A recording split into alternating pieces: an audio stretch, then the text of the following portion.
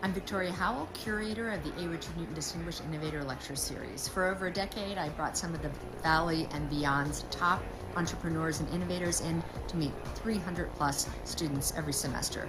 In the past, students have said, I love this course. It was stimulating and a mental break from a very technical engineering schedule.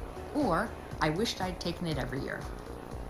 What can you learn from the course? Just last year, we learned about how to make a cold call, how you can split leadership of your company, how you motivate teams through very trying times, and often our entrepreneurs will talk about what they wish they could tell the 20-year-old self. This coming semester, we'll be talking about pivots. Join us as we hear from Yoki Matsuoka, a Cal grad, currently at Panasonic, who helped found Nest. As we hear from Jerry Luke, who's the founder of Firework and the creator of... All right. If everyone can find a seat, please, we're going to get started. See you Tuesday nights, 5 to 6:30 p.m.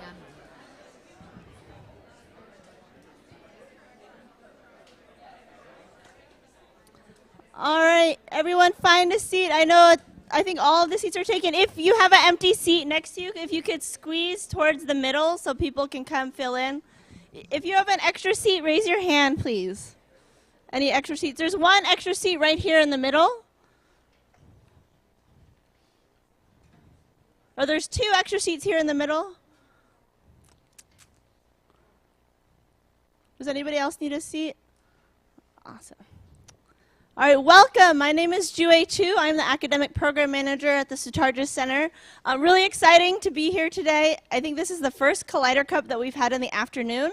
So there's a lot more energy from the students, which is really great.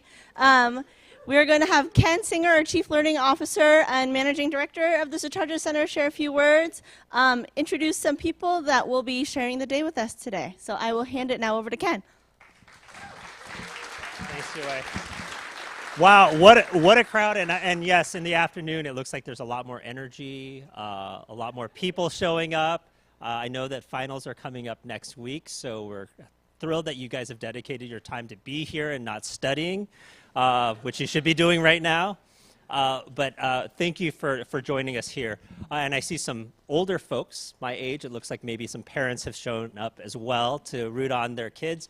This is a special Collider Cup, and the reason why is because the seniors who are participating, they are our COVID kids. You know, they started their careers at Berkeley, remote, probably in their basements, zooming in, or at home. And so this is kind of a special farewell to them as well, because this is their last time at Berkeley, or maybe you'll come back for an MBA program, you'll come back for, graduate program, and we welcome you back, but this is a kind of a special time for them, so we really want to celebrate the shorter time that they had here on campus.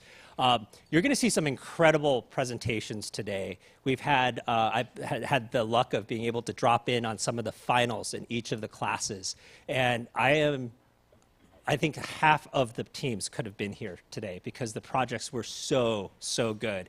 And some of them were so polished that they seem ready for funding, actually, a few of them. So you're going to be entertained today with some amazing work. One of the things I do want to point out is that the Sutarja Center we're part of the College of Engineering, and we're part of your academic experience, but we are considered elective. Right? We're not part of a core discipline. We're here to provide you with experiences and preparation for the realities of an innovative world, right? Whether you're going to start your own company or you're going to work for another company with their innovation challenges, we wanted to prepare you for that. And hopefully, if you've taken one of our classes, you can say that you've at least seen some of the reality, because we've brought people from industry in to come work with you and invite you to their industries. And so that's what we're trying to do.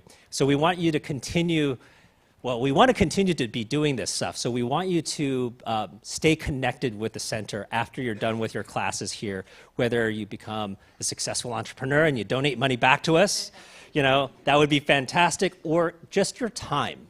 Come back and inspire the next generation of students to take these kinds of courses, right? And to take a journey that's similar to the ones that you've taken. So I just wanted to put a shameless plug in there to help continue support for these kinds of programmings. All right, so with no further ado, I'm going to hand the mic over to Caroline Winnett, who is the head of one of our partners, SCET, who, if you guys do extremely well, might have an opportunity to work with them as you continue to grow your companies. And I'm going to hand it over to Caroline now. All right, thank you, Ken. All right, hi everybody. How are you doing today? Doing great? You ready for some hot pitches? Are you ready for some hot pitches? Yes! All right, awesome crew. I'm just here for a few minutes to say we love this program at SCET, Berkeley SCET. For those of you who don't know, that tall building downtown with that big SCET name on front, it is a Berkeley program. We are Berkeley, and we accelerate, we incubate lots of companies. Today's winner, judges here, will pick. We'll get automatic entry into our Pad 13 program, and then the second place winner will get an automatic interview. So I know they're all going to be great. I'm just here to support this program. All of you who are here, how many startup founders or future startup founders in this room? Startup like curious? Startup curious? All of you. We want all of you to apply to SCET when you're ready. The incubator program is for the early stage current students. We love current students. And the accelerator program, we give you money, we accelerate you, push really hard to demo day. So, on behalf of SCET, welcome. I can't wait to see who is coming to SCET from this great program, and I know you're going to have a great time. So enjoy today.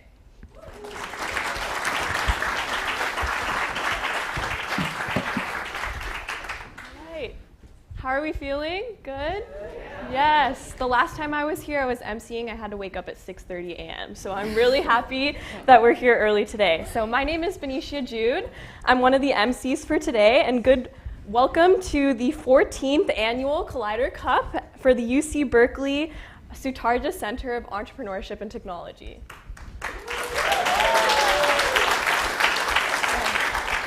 Yeah, and I'm thrilled to be one of the MCs for tonight's event. And I'm Rachel Eisner. I'm your second MC for tonight's event. Today's event is all about celebrating innovation and entrepreneurship. So the students presenting today have spent the past semester ideating, testing, and perfecting their solutions to some of society's most pressing problems. We are proud to showcase the fantastic work of UC Berkeley's next generation of leaders and disruptors. Yeah, Rachel and I stand here before you as a testament to the transformative power of the entrepreneurial journey at UC Berkeley. Having been a former SCET student at both the product management course as well as the transforming society course, I really learned about the power about societal impact and innovation. I was able to build a product centered around diversifying clinical trials, secure a grant from the UC Berkeley Changemaker program, as well as pursue a lot of entrepreneurial ventures through SCET experience as well. I am proud to be a part of the SCET community, contributing to a legacy of both innovation as well as societal impact. And I joined the SCET as a student worker my freshman year to build out our Innovation Fellows program, developing challenges for students outside of SCET classes to engage in entrepreneurship, and was a course coordinator for an SCET course. The students I got to meet always amaze me. From first-time innovators to serial founders, from English freshmen to MBAs, we saw them step outside of their comfort zones and push their limits to grow as innovators, creative thinkers, and entrepreneurs. This is my favorite part about the Sutarja Center, and what is most special to me about the Collider Cup. You may not be able to tell, but for many of these students, this is their first time they're dipping their toes into entrepreneurship and working on a project that they are passionate about. The Collider Cup goes beyond a mere showcase. It stands as a testament to the transformative power of working directly to solve a problem you're passionate about, no matter what you study, where you're from, or what your experience looks like. Today's pitches will unveil a diverse array of ideas, each holding the potential to make a significant difference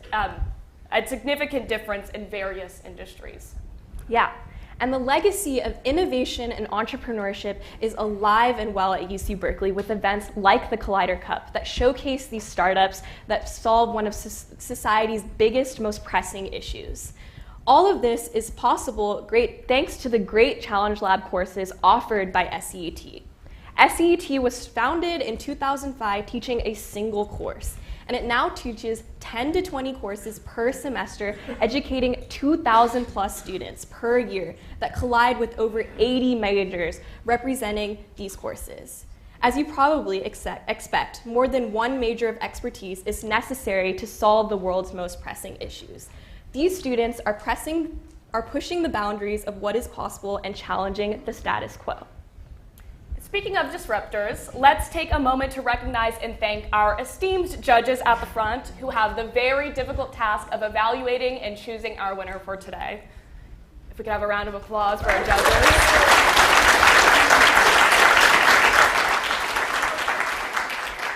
And before the teams conquer their stage with their pitches, let's give the judges the opportunity to pitch themselves so we can learn more about them. Judges, if you'd like to come to the stage. Should we be on stage? Yeah, come up here. All right. Good. Whoa, that's a very receptive mic. All right. Good afternoon, everybody. My name is Jay Onda. I'm one of the founding members of the Sundial Foundation, which is a nonprofit venture capital group. We started this group because we wanted to invest in purpose-driven founders that are solving for things that matter around equity, education, employment, and environment.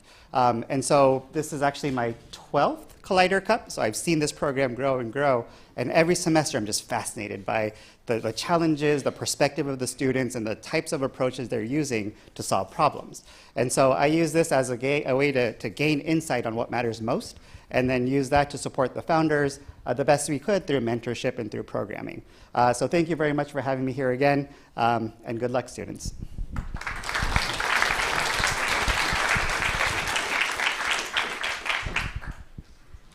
Hello, my name is Stacy King. I'm with California Innovation Fund. I am on the diligence team, and I also work with our startups that we're really interested in our internal mini accelerator, which we call our support community. And so I do a whole bunch of other things with California Innovation Fund as well. We're a Berkeley affiliated fund founded by a Haas entrepreneurship professor, Dr. Kurt Beyer. And two specific things that are kind of unique about our fund: we invest in founders from the UC system, and we give 50% of our GP carry back to entrepreneurship and innovation at Cal to continue to fuel programs like this. I also am the head of technology for a waste to fuel startup. We're raising our seed round right now. This startup also grew out of Berkeley. I have a chemical engineering and a manufacturing background, and I went to Haas for my MBA, graduated in 2020. So really happy to be here. Go Bears.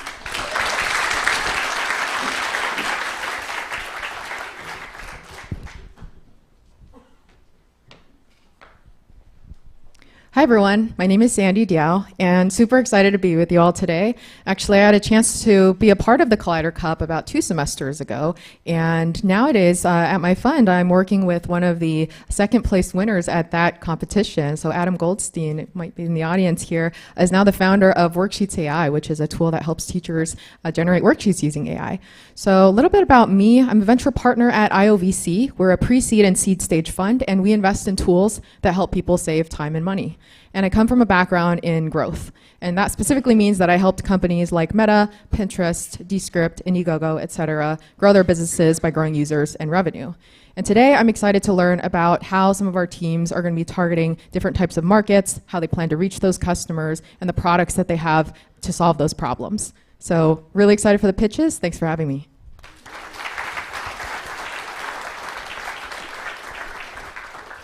Great. So before we begin with the pitches, I have some organizational matters to go through.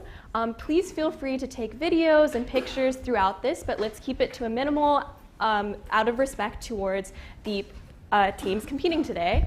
And you can use hashtag ColliderCup if you want to post on social media as well. We will have 3-minute pitches followed by a 3-minute Q&A where the judges will be able to ask questions. Georgina in the front will be serving as our timekeeper to make sure that we keep on track to get all these pitches out. And speaking of excitement, we have some amazing awards to give out tonight. The judges that you just heard from will pick our first, second, and third place winners, and also the most innovative team. But that's not all. We also have the People's Choice Awards, where you in the audience get to vote for your favorite team that went today.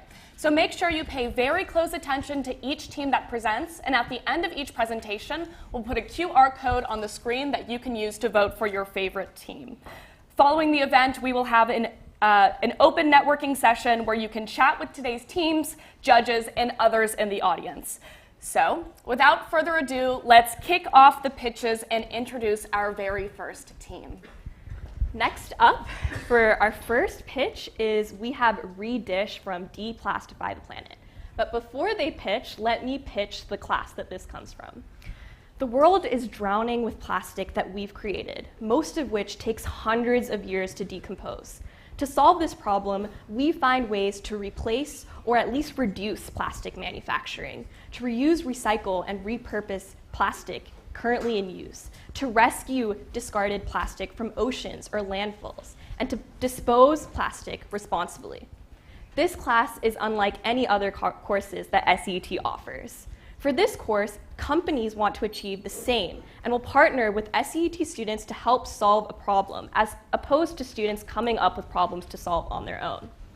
Each company prepares a Deplastify challenge based on their own business and will give teams the ability to develop an entrepreneurial solution to this challenge. Past company sponsors include Allbirds, Nestle, Microsoft, and many more. And without further ado, let's have Redish come up. This team is creating a true cost calculator to inform institutions and cafeterias about how much the external cost they're paying for single-use plastic.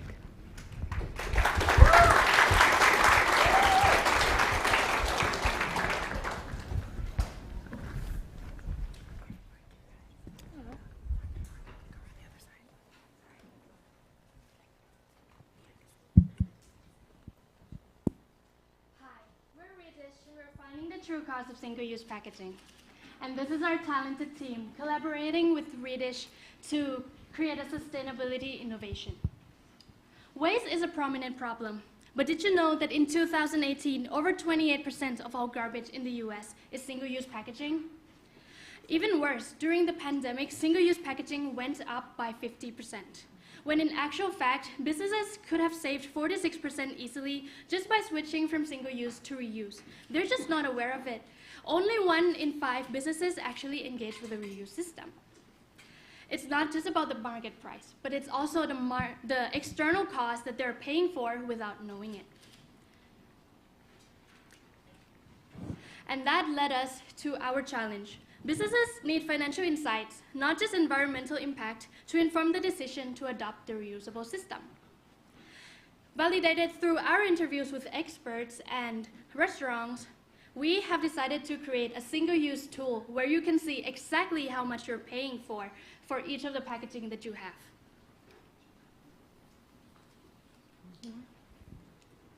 For our prototype and also for our developing our prototype, our system handles data from different sources, which actually performs cleaning and transformation processes in our backend processing system. As users interact with our system, just from our architecture,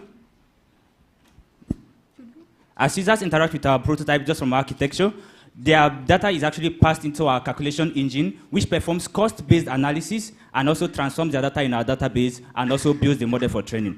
Finally, as the user actually projects this cost, our system feeds out the output and also gives stakeholders and end users real-time analysis and insight for decision taking. But what is our USP? Unlike our competitors, EcoChain and Spera, who are primarily an LCA tool, we provide financial insights for these environmental impacts. Why should you show interest and put money in us? Well, we provide with clear understanding of our business market, a well-crafted value proposition, and a highly skilled team to achieve this vision. These are the 2 strategies that we are proposing for our business model are as follows. The first one is integrating APIs, and the second one is data analytics and reporting. Our theory of change.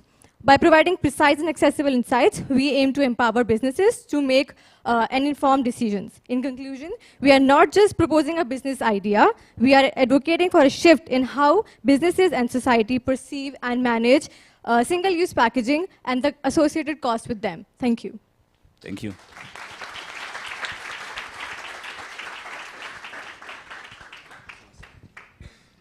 We're open for questions. So if you make well, good job. Thank you.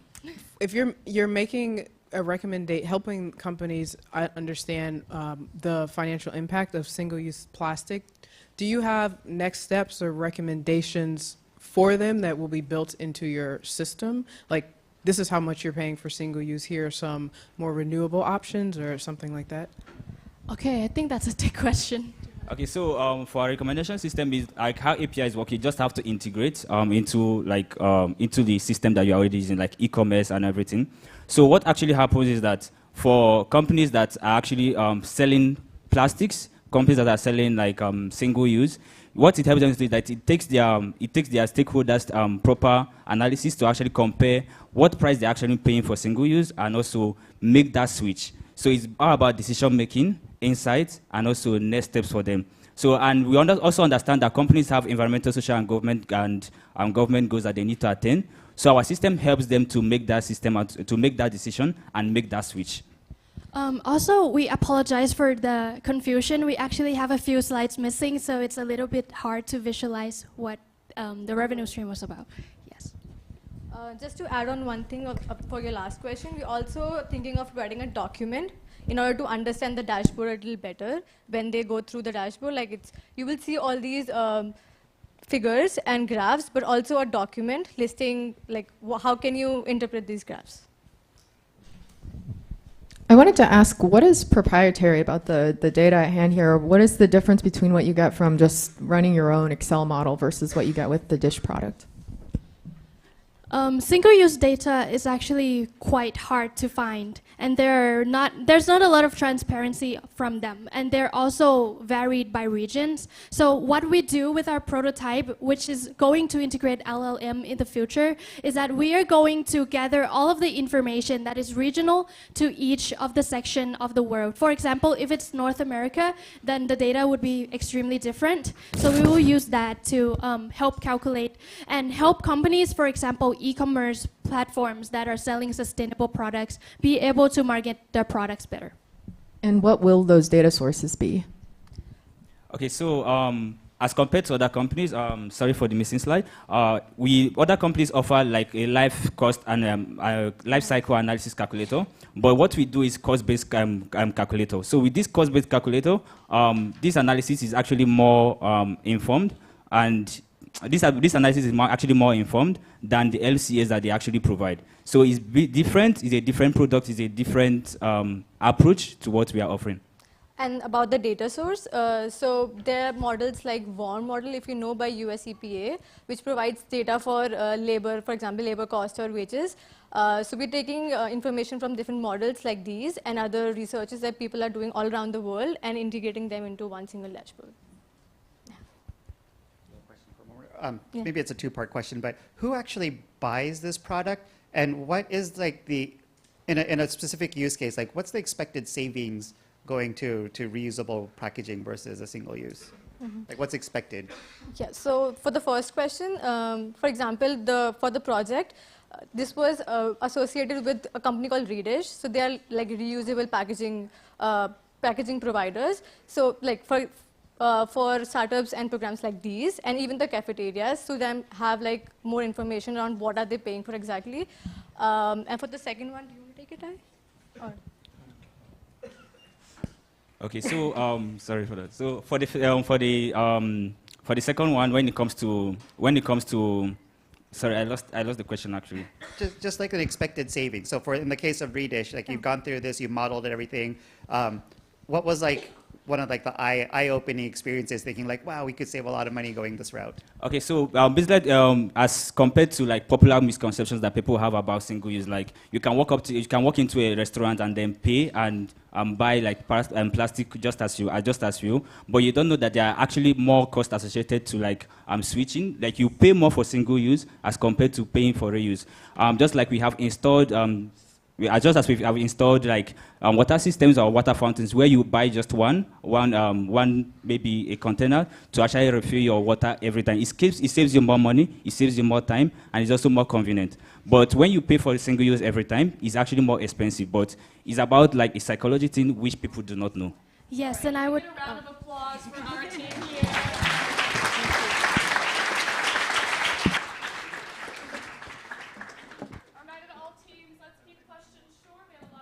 Get through so that we can see every team. Feel free to vote for Redish on the QR code above for our People's Choice Award.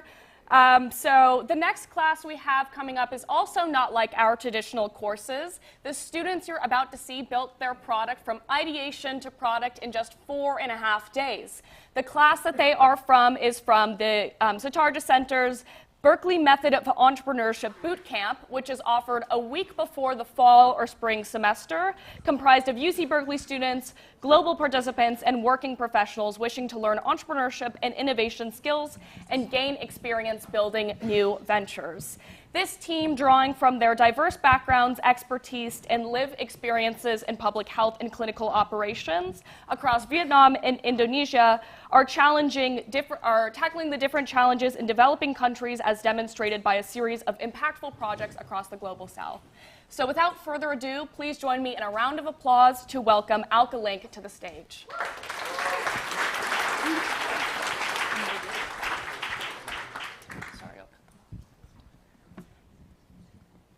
In 2017, conjoined twins in Africa had successful separation surgery. It was a medical miracle. Tragically, a year later, one of the twins' descendants passed away, not due to post-op complications, but due to a drug stockout for easily treatable malaria. This means that the hospital performing life-saving surgeries still lacks access to essential medicines. In fact, globally, 1/4 of the population has no access to basic medicine at all, primarily in low and middle income countries. This results in 10 million deaths yearly. There are 3 root causes: 84% deficit in essential medicines, more than 65% of hospitals reporting inefficient supply chain data management, but there's 283,000 tons of medical waste annually. So how is this happening simultaneously? It's not that these facilities lack resources, but they lack an infrastructure to manage them. So this is where AlkaLink steps in. We transform the availability of essential medication with AI-driven solution.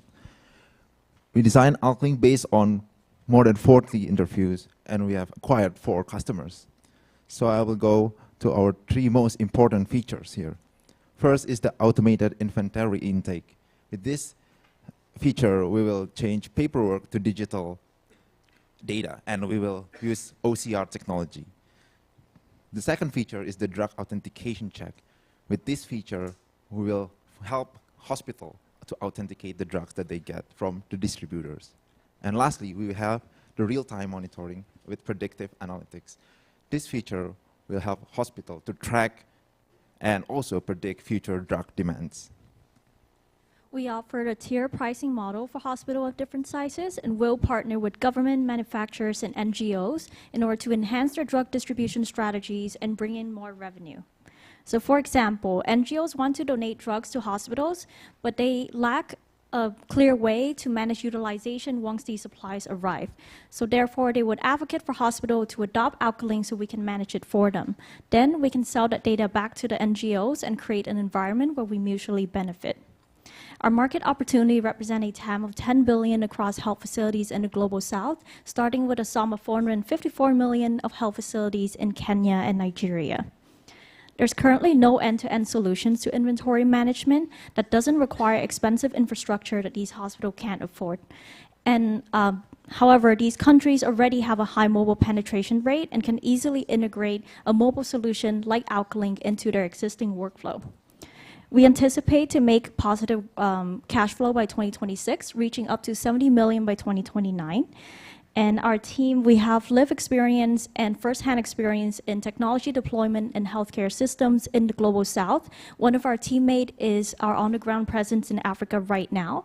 And one of our advisors was the executive director of the WHO, who previously published research on how a solution like Alkaline can transform the drug distribution system in Africa.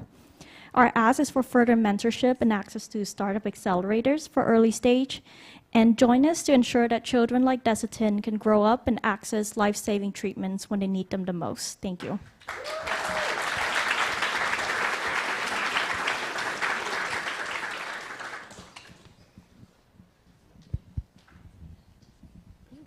Well, very clever. I appreciate what you guys are developing. Can you go back to your business model and unpack that a little bit more for me? It went by really quickly. And so I'm just trying to understand how the money flows, how's this turned into a business?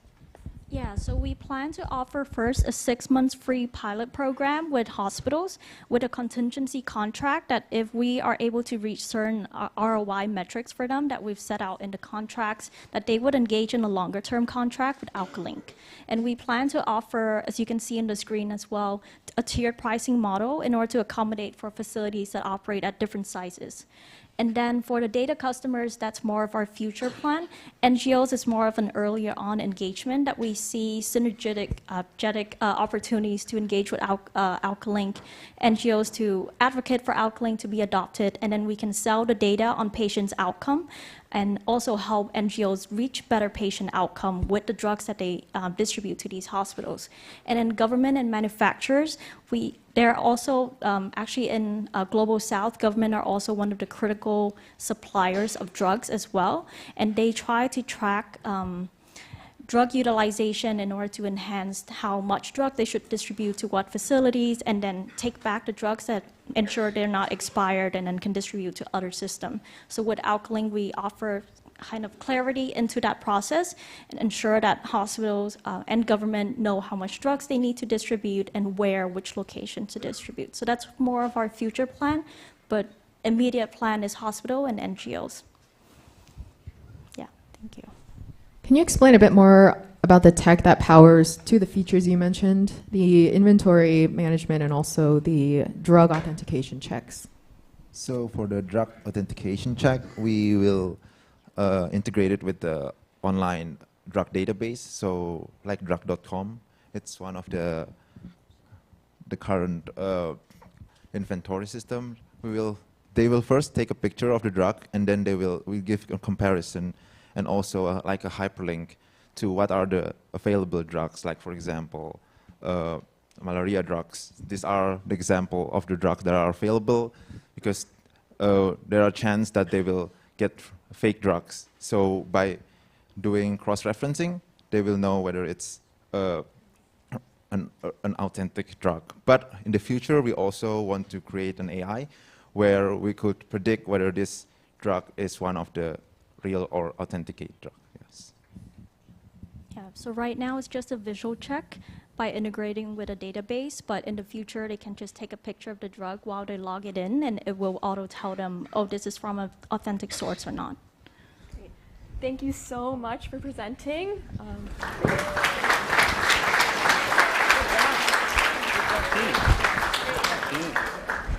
Next up, we have Homemore from the Designing Startups That Transform Society course.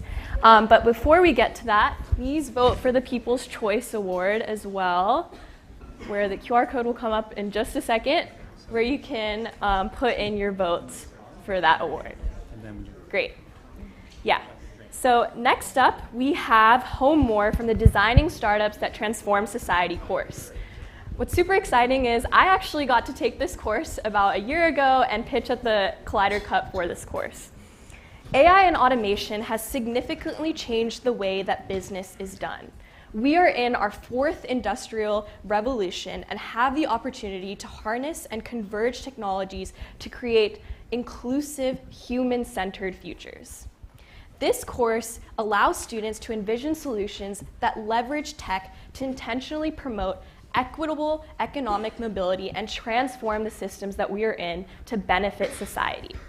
Students in this course get to develop their entrepreneurial journey to discover and develop business models for transforming society, addressing sustainability, reimagining the future of work, and many other societal problems. So without further ado, let me introduce HomeWar for building a network of safe, affordable housing, a platform that connects homeowners with empty spaces in exchange for tutoring.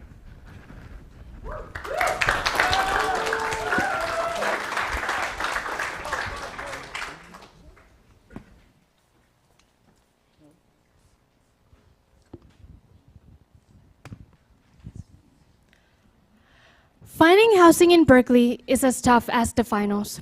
In fact, it's so hard that 1 in 4 students are housing insecure and 10% are actually homeless. This is the story of my friend, Jenny, who lived with loud partying roommates that didn't respect her. She wanted a private room, but all the prices were so high. But one day, she came across an advertisement to tutor children for free rent. It might have been a scam, but as she was desperate, she decided to reach out. Jenny had to tutor 2 children. In return, she would get a furnished studio room for free. And so they had a tutoring trial, and it worked. 3 years passed, and they're still together. Jenny was able to find her forever home. This might sound like a miracle, but HomeWar helps you do exactly what Jenny did, except easier, faster, and more secure. Through thorough customer discovery, we found that while students need affordable and safe private space, homeowners also need extra hands, more income, and a friend. With our mobile app, students can pay for their room at a discounted price in exchange for assistance like tutoring, pet sitting, or yard work. Once homeowners and tenants submit their preferences, we match their profiles based off of lifestyles and shared interests. Our app will facilitate safe interview trials between homeowners and potential tenants through messaging and in-app calling. So far, we've managed to get 6 students to sign up for our services, and in just 3 months, we have our first real match. Here's Ethan Nam, a 20-year-old student at Cal, offering guitar lessons, pet sitting, or room cleaning for reduced rent. We matched Ethan with James, who was a 48-year-old homeowner.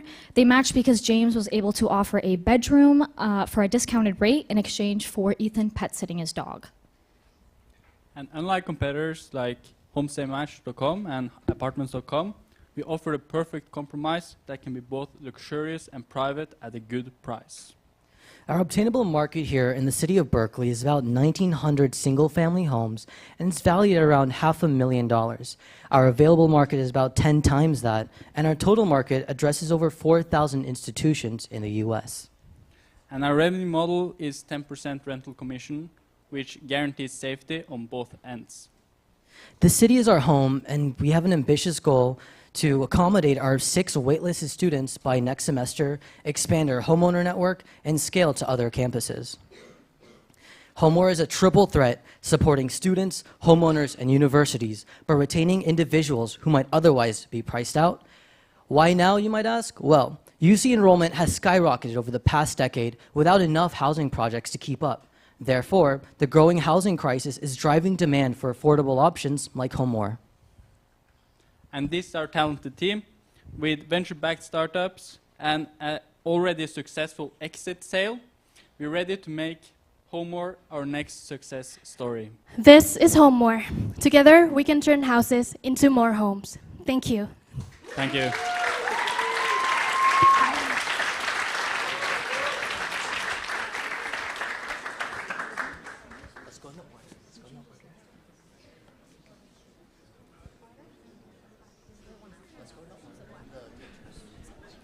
Okay, we'd like to welcome some questions. Hi. So I know with platforms like Airbnb, there have been a lot of issues with like neighbors and damage. Do you all have a system in place to just manage those types of conflicts that could arise between the student and the homeowner, or like the student and people in the surrounding neighborhood? That's a great question. One way we're addressing vulnerabilities is by offering accommodations for students if anything were to arise. If any serious issues arise, we guarantee that for the student, we'll find an alternative accommodation, whether that be a hotel or ideally another home or match. For the homeowner, taking a page out of Airbnb's playbook, we're also guaranteeing property insurance for the room that the student is going to stay in. How are you thinking about onboarding the homeowners to the platform? I think with the students and the university population, you probably have a little bit more know-how there, but on the homeowner side, what's your plan to onboard more homeowners? That's a great question. From our customer interviews and what we've observed by talking to people, this is actually something that people have been doing. Students have been looking for affordable places to live. And parents, homeowners, elderly, they've been looking to harbor kids for the semester. All HomeWare is an easier and more secure way to do something that's already been happening.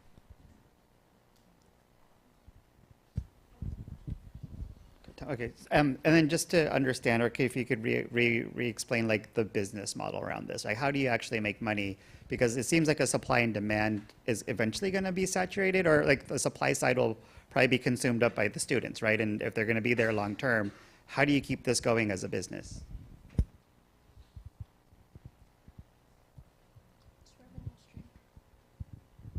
Okay, yes, we understand the concern. So the revenue stream that we talked about, it actually took example from a lot of other platforms. We actually looked into Homestay Match, which is quite a similar platform, but it turns out that even though Homestay Match provides host family system for the students, they collect very high rate, which would cost as much as $400 per month in extra to what they pay. So what we found that would suffice for the cost that we have is that we ask for 5% commission from each of the side, both the homeowners and the student side, so that they could pay to have protection for them. Yes. Can we have a round of applause for HomeWare? Thank you. And remember, you have the opportunity to vote for them for the People's Choice Awards with the QR code above. So while you all put in the QR code, I'd love to introduce our next class.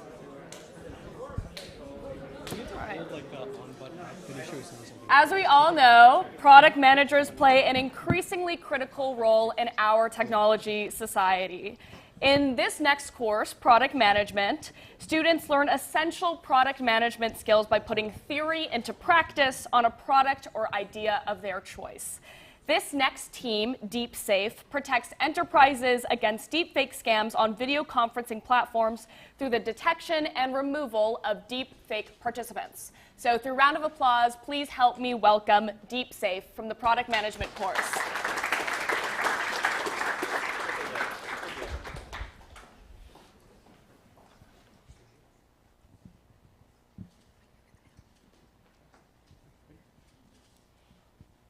Earlier this year, an employee at a large multinational company wired $25 million to attackers after seeing a deepfake of his CFO and employees on a Zoom call. The scariest part, this can happen to anyone. No audio? We need a $100 fee from each team to guarantee your participation in Collider Cup. Hey team, yeah, like Jay said, be sure to send this payment immediately to SCET using the bank info we provided earlier. Thanks. So, fundamentally, the issue we're solving is social engineering scams. Attackers create a deepfake of a trusted individual at an organization and use the victim's trust in that person to exploit them into performing malicious actions. And with the advancements in deepfake technology, they're getting easier to make and harder to identify. In a recent survey, the global respondents did not know what deepfakes were. And with innovations in online tech and software, we're seeing the number of deepfakes in circulation skyrocket. In a recent study that we found, even if you know what a deepfake is, you only have an 8% chance of consistently and accurately identifying one. Plus, based on our industry interviews, we estimate a 1-year timeline until video deepfakes are virtually indistinguishable to the naked eye. Given the prevalence of deepfakes, there's a $15.7 billion market and growing at a rapid rate as well. Introducing DeepSafe. We are deepfake detection for video conferencing as an app integration. Our steps include liveness testing to verify gestures and movements to verify if participants are real, running background detection to notifying the meeting host of potentially suspicious activity, and enable the meeting host to remove these suspicious participants based on participant data. By doing so, we protect a company's brand, prevent financial loss, and maintain employees' trust. We are going to market with our initial target customers of CSOs within financial institutions in the US, and we plan to expand into the banking industry within the first 2 years with our first 2 phases. Phase 1, we'll be targeting mid-sized banks, and then following that, large-sized banks in our phase 2. Additionally, we'll be partnering with 3 different institutions in order to promote our product as well as gain industry insights. With the nature of our product, we will also be using a SaaS model with 2 revenue streams. Our first one is a seat licensing fee, where we'll be charging per seat per year, and our additional CSO security dashboard. So how do we differentiate from our competitors? We provide a hands-off approach with minimal user intervention, and additionally, we are integrating our platform into video conferencing platforms. Our roadmap involves working with design partners to gain feedback on our implementation and acquire our first customers within 9 months. We are asking for $250,000 to achieve our milestones within the next year, and we are uniquely qualified to tackle the space because of our blend of cybersecurity, business, and technology expertise. So, revolutionize video call security against deepfakes with DeepSafe. Thank you.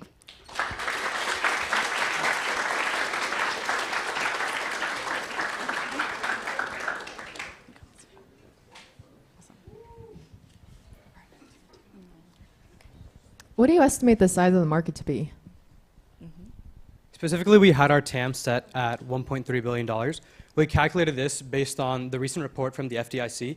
We found asset size distribution, and we set that to be approximately for mid-sized financial institutions. We took that, and then we multiplied it by reasonable assumptions for our average users per client, as well as the cost. And then how does the current strategy of targeting video conferencing solutions meld with the financial institutions as the target here? So could you, and you're asking specifically regarding financial institutions, correct? Yes. So the reason that we opted for that as opposed to our competitors is our competitors also, I mean, given the nature of financial institutions, it's a similar market. But the key thing is that we wanted to be very clear that we're a hands-off approach. Does that answer the question? And for financial institutions, do you have a specific beachhead market that you're going after? You know, what's an ideal profile of a customer that you'd be going after? You want to take it? So our phase 1 is that we're targeting our mid-sized banks, which is within less than $1 billion. And then our phase 2 is expanding later to our large banks, which is greater than $1 billion in assets. And yes, we have. What makes your technology so special that you could do a hands-off approach? So what's really nice about this is because we're integrating with video conferencing platforms, we have that functionality of removing participants already there. So since we can interact with these platforms via their APIs, we're able to check the raw data behind each of the participants. You use that on our own models and see, is this participant suspicious or not? Great. Thank you so much for presenting. Let's give a big round of applause. I never thought that I'd see a deep fake of Jay and actually kind of believe it. Yeah. Great. So next up, we have Aqua AI. They're from the Sports Tech Entrepreneurship and the Future of Sports course. Positioned at the nexus of world-class engineering as well as Division I athletics at UC Berkeley, Sports Tech empowers students to drive change and innovation in the sports industry. Utilizing AI ethically and transparently, students delve into market analysis, pitch crafting, MVP development, leveraging technology as a strategic asset. Without further ado, let's introduce Aqua AI, setting a new standard for AI swim coaching.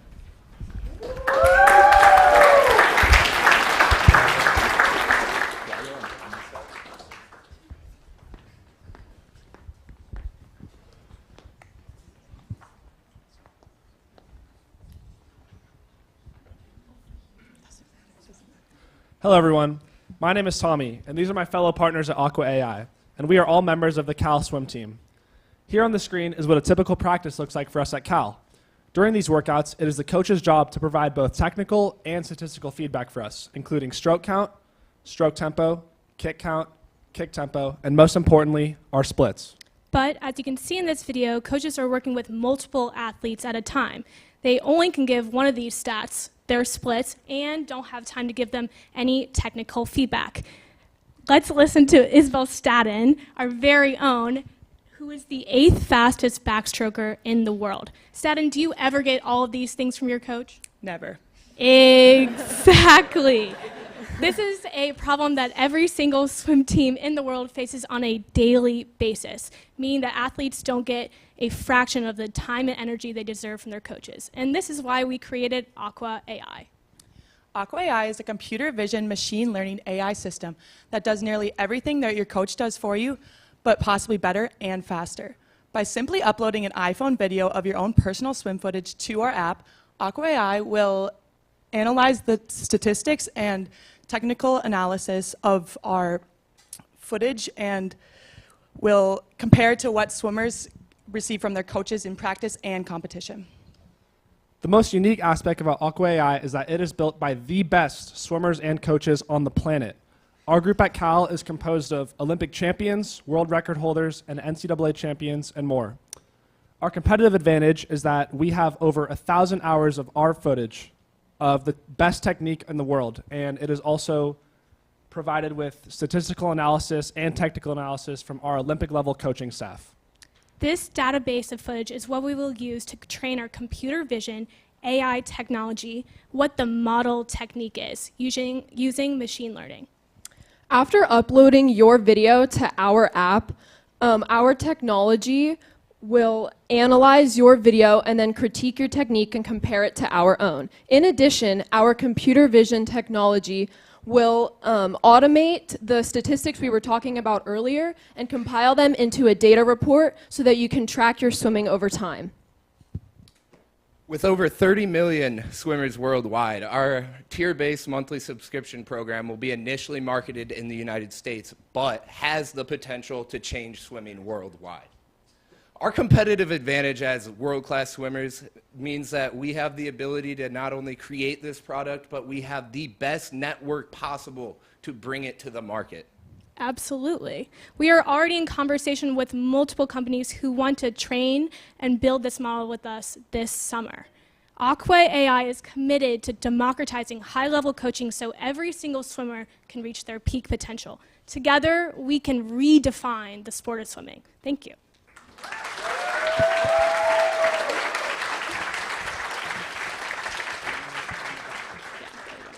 Hi.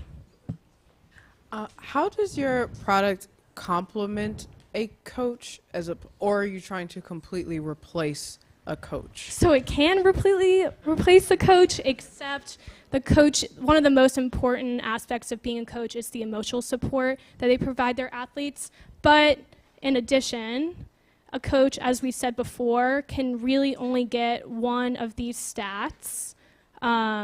Using their stopwatch at a time, Aqua AI can provide all 6 of these for all 34 swimmers that are in the footage almost immediately within probably 30 seconds after uploading the footage. We're also looking at, so for me personally, I grew up, I had a club team for a lot of years, but then sophomore year I decided to swim for a club team about an hour away. In the mornings I was up at 5 a.m. every morning training by myself for 3 years straight. I didn't receive feedback one time. The only thing I ever got was a coach sending me an email with a practice in it.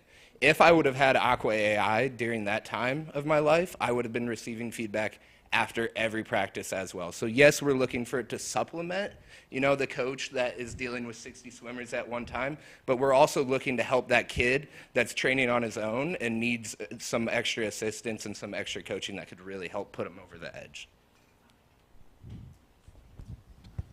So the target audience here is people who are looking to be competitive, right? Competitive swimmers, right? Yeah. Okay. Correct. It also can be marketed towards your master swimmer who are could be ranges from anyone who used to swim, who just took up swimming for exercise, and that their technique can be analyzed as well. So the statistical aspect is not really needed there, but that technical aspect. And like with the use of like it being iPhone footage, it's totally open for if you want to get better at swimming and you don't want to like go join a club team or go join a master's program, you can just subscribe to our monthly program and receive whatever level of feedback you're deciding you want. Sure. And just out of curiosity, like, what's the value of getting this as like a passive feedback versus real time? Like in my head, like a coach would tell you, oh, you got to kick harder or whatever, and that feedback will say, okay, my next lap I could focus on that, right? This seems like a little bit of a passive thing where it's like, okay, if I upload my session for an hour, how effective is that? I mean, the amount of hours we spend in the pool is like you can't even track it. So sure you'd get that feedback right after morning practice, but in 3 hours you're back in the pool. So go ahead and apply it then. Yeah, absolutely. As what Forrest said, you can see here, he has about 6 different swimmers. He needs to yell out exactly what their split is, and they have another group coming in 5 seconds, and that kind of cycles through for another 20 50s.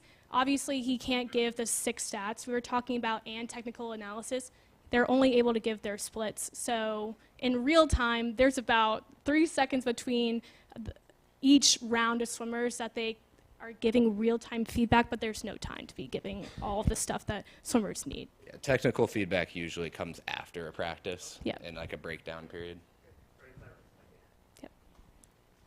One quick one. What do you need help with? What can the judges be helpful to you on? So we are in our final stages of gathering the proprietary data, which is the footage. I've been working for 2 years gathering this data.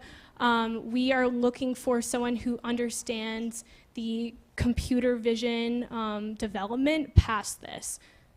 Yeah. Great. Thank you so much, Aqua AI. Thank you.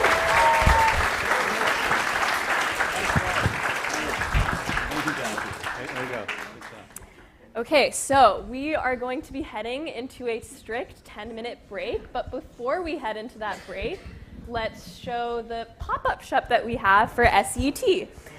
We have a rare opportunity to purchase some of SCET apparel in our pop-up shop, and the QR code should pop up in just a section. But before that, make sure that you vote for the People's Choice Award as well with this QR code.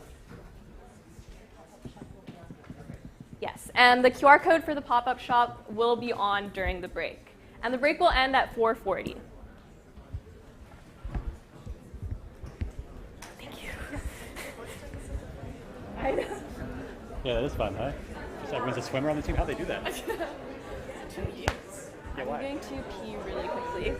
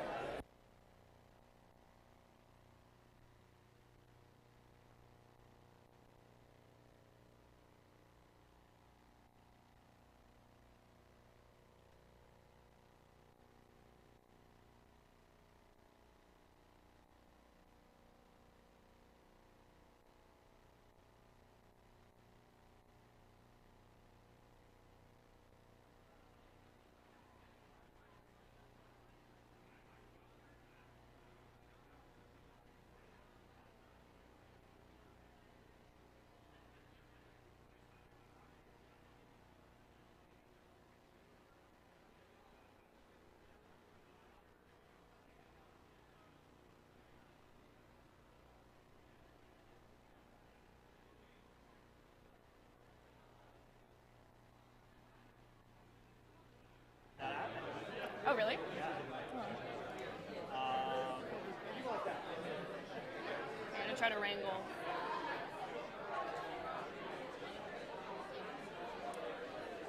Feel free to start taking your seats again. We'll be starting shortly.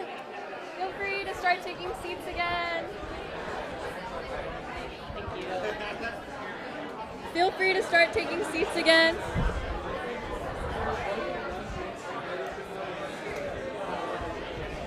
Can you guys get everyone to start sitting down?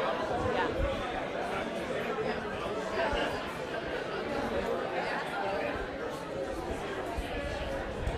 Okay, we're starting in a bit. Yeah. Guys can sit down.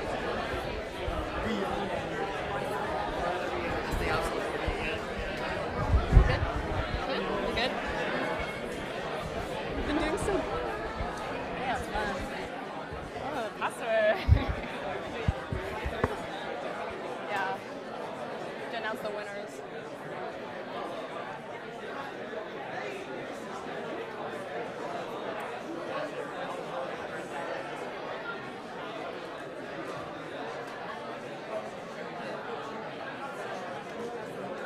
Feel free to start taking your seats again. We'll be starting shortly.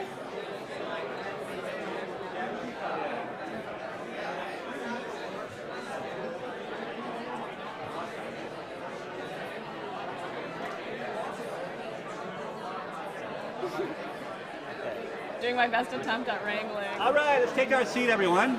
Everyone have a seat. It's not really working, is it?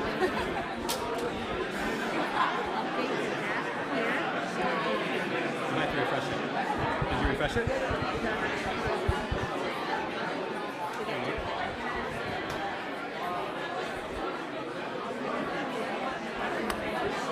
Okay, everyone, let's take our seat, please. We're going to get started. You have your mic already, I guess, huh? Oh, yes. They're not listening? I need to be. Everyone, take your seat. Thank you, Keith. Be the mean person. I'm so mean. All right, take our seat, please.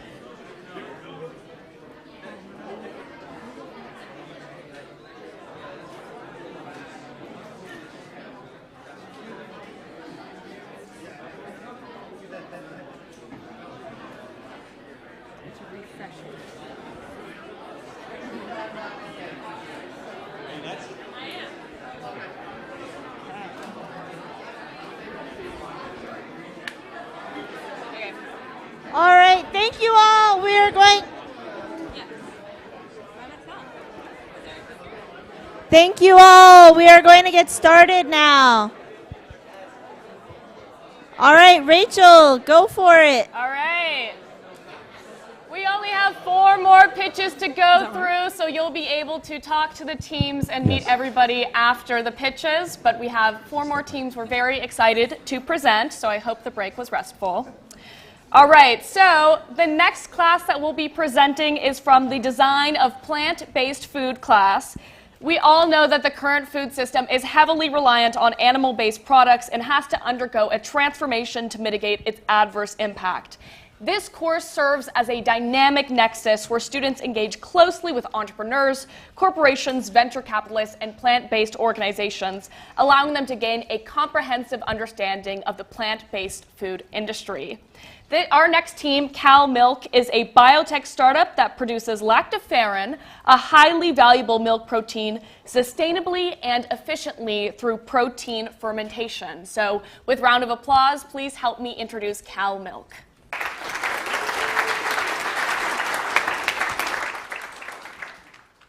Hi, my name is Natalia, and I am so excited to introduce Cal Milk. The dairy industry is really good at keeping secrets. That's why the most valuable milk protein, lactoferrin, is missing from the milk we drink today, and you probably aren't even aware of it. So, what is lactoferrin? Like I said, it's the most valuable milk protein because it has numerous health benefits, including iron regulation, skin health, gut health, and more. So, lactoferrin is so great. Why haven't you heard about it? Well, there's a huge issue with lactoferrin supply because it takes 1 million liters of milk to produce only 20 kilograms of lactoferrin. That makes it super expensive and gives it the nickname pink gold. The only solution to create lactoferrin without milk is in biotechnology, and that's exactly what Cal Milk does. We're a biotechnology company creating lactoferrin sustainably through precision fermentation in microalgae. So, how do we do it?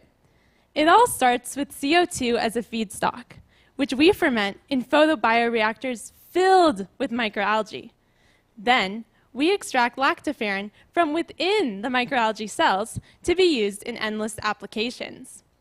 Our B2B business model enables us to work with dairy consumer brands and dairy producers.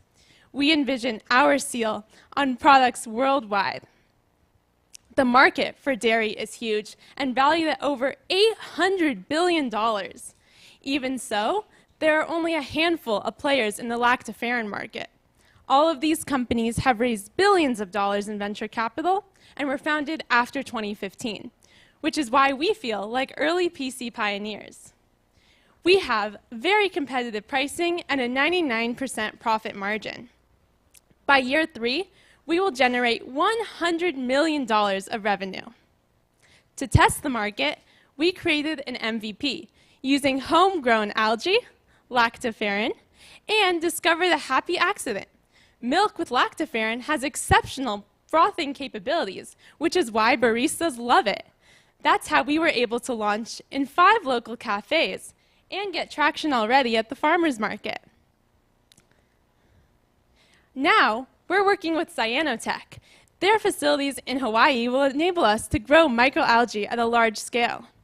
Our team of experts has backgrounds in precision fermentation, synthetic biology, marketing, communications, data science, and more.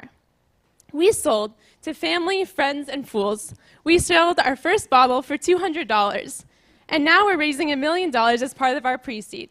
Please join us today, scan the code, and become part of our mission to create milk without the cow. Thank you.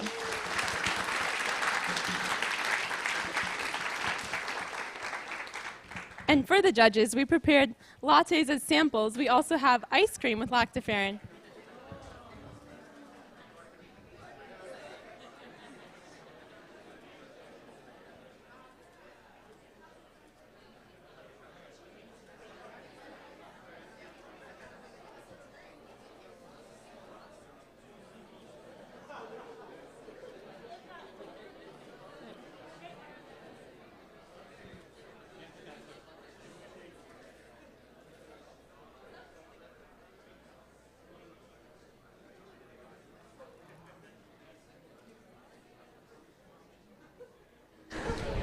Good job. Very cool. How, with all of the other companies that are also producing lactoferrin, how are you all differentiated? So most of the companies that you saw on the map were also trying to produce it using precision fermentation, except for only 3 that are using the traditional filtration.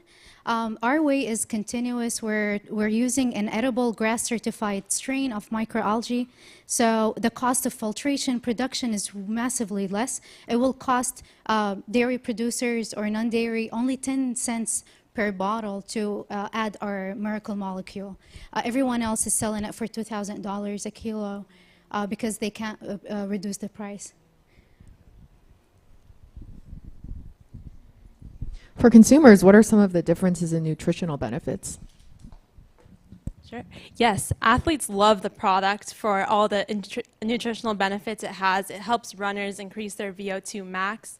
Also, those with health conditions like IBS, leaky gut syndrome, this product is phenomenal for gut health. And even for those without health conditions, this product helps with iron absorption, and it is naturally found in the first milking of cows. It is a natural protein. It just dies during pasteurization, so we're bringing it back. It's used today in very expensive and limited qualities in supplements, because people who do have conditions like these or want the nutritional benefits are willing to pay for it. It's also used in a handful of infant formulas that are found in Europe, but they're very expensive. I was just thinking in comparison, other alternative milk products such as oat milk, for instance. Most recently, I think there was a number of studies done to highlight the fact that, you know, it was marketed originally as a healthier benefit, and nowadays you find that there's actually a lot of additive thickeners and starches and things that make it less healthy in the grand run. I'm curious how this, you know, sort of fares in comparison to other alternatives on the market. Definitely. So that's why we want to sell it to every dairy producer, or like plant-based milk. Like this one is like the current plant-based milk, as you mentioned, is basically water and starch. It's really not healthy. The only reason you would choose to do it, not the only reason, but most people do it because they want to have a better impact on the environment, and they care about cows. But like if you want something healthier, you would want a real protein. So we're bringing this protein, the most important protein in milk, to all milk, either plant-based or dairy. Thank you.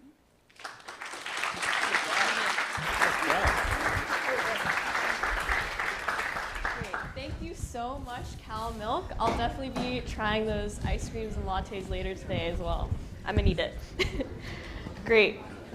Our next team is Simple Cell. They come from the Transforming Brain Health with Neurotech class. Mental health issues have reached epidemic levels worldwide. In the United States, depression has been diagnosed in 1 in 20 individuals, with women, Black, and Latinx communities facing a disproportionate sharing of these challenges. From the silver tsunami facing neurodegenerative diseases and the impact of social media on youth, we confront diverse challenges. By exploring machine learning and AI technologies and brain-machine interfaces, students learn how emerging technologies are reshaping our approach to mental health care and is closing the gap in mental health inequities. So without further ado, I'd like to introduce Simple Cell. Simple Cell automates bioinformatics with NLP. Thank you.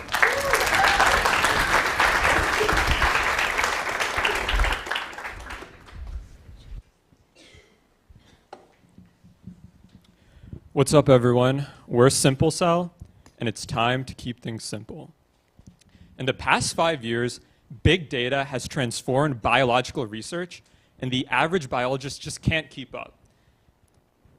We actually knocked on research labs here on campus, and we found that biologists can waste up to 10 hours of time just to analyze the data from a single experiment. And the reason why that is because in addition to becoming a full-time biologist, they also have to be a part-time IT professional, part-time programmer, and a part-time statistician. So we actually sat down with these biologists and tried coding with them. And a very interesting thing from this story is we noticed that instinctively, these biologists would pull up ChatGPT and just start coding with it. But very interestingly, we started counting, and ChatGPT failed 60% of the times doing bioinformatic tasks. So what would start happening is it would start with ChatGPT, watch a 2-hour YouTube tutorial on how to actually execute this bioinformatics script, copy someone's GitHub code, go back to ChatGPT to modify it a bit, test it out on a Jupyter terminal, debug it on Stack Overflow, and then go back to ChatGPT. And even after 10 hours of this pipeline, they would end up with a 1,000 copy-pasted black box script, and they don't even know if that code is even going to do the right analysis. Because not only does a researcher not understand what's going on, but ChatGPT doesn't understand it either. So introducing Simple Cell, centralized bioinformatics driven by natural language. And here's a demo of our actual product. We're going to go more into that in a second. But overall, we're fitting LLMs into your bioinformatics workflow. As you can see over here, we have a fine-tuned co-pilot that is trained on GitHub documentation for bioinformatics, an integrated code editor, and then an intuitive tutor that looks at the code outputs and helps you analyze the actual data with personalized guidance. And the main value proposition here isn't simply we have 3 things on a simple landing page all integrated together. But the actual innovation is that these 3 components are talking to each other. You start off with the co-pilot. The co-pilot then sends it to the actual code to execute. And then the tutor looks at the code outputs to actually analyze that data and go back to the co-pilot. Essentially, imagine Simple Cell goes through all of these different websites and scours through them and integrates it in one command. Our value proposition is making bioinformatics simple, taking a process that could take 10 hours making it to 10 minutes, and making that black box a simple conversation. 50,000 labs, which are our users, already spend $400 billion in R&D in just 1 year in 2020. We're selling to one of the largest growing sectors with a market size of $12 billion, increasing in 13.6%. Our go-to-market strategy is starting B2C, focusing on academia, gaining organic traction, and then leveraging that traction to sell to actual institutions and biotech companies. The Simple Cell team is a bunch of bioinformatics and lab specialists paired with AI automation experts. Here's our demo, and we're going to quickly show you a video. Yeah, for sure. So let's take a look at how a neuroscientist would analyze brain data. So here, they can simply ask it, let's say you want to use beta alpha waves to see if they're paying attention. And from here, the query automatically talks to the code, which intelligently figures out that it needs to calculate beta alpha ratio, which then isolates the waves on the visualizer and then provides another visualization that best represents this query. And the cool thing here is that all three components are talking together to give you this result. Thank you.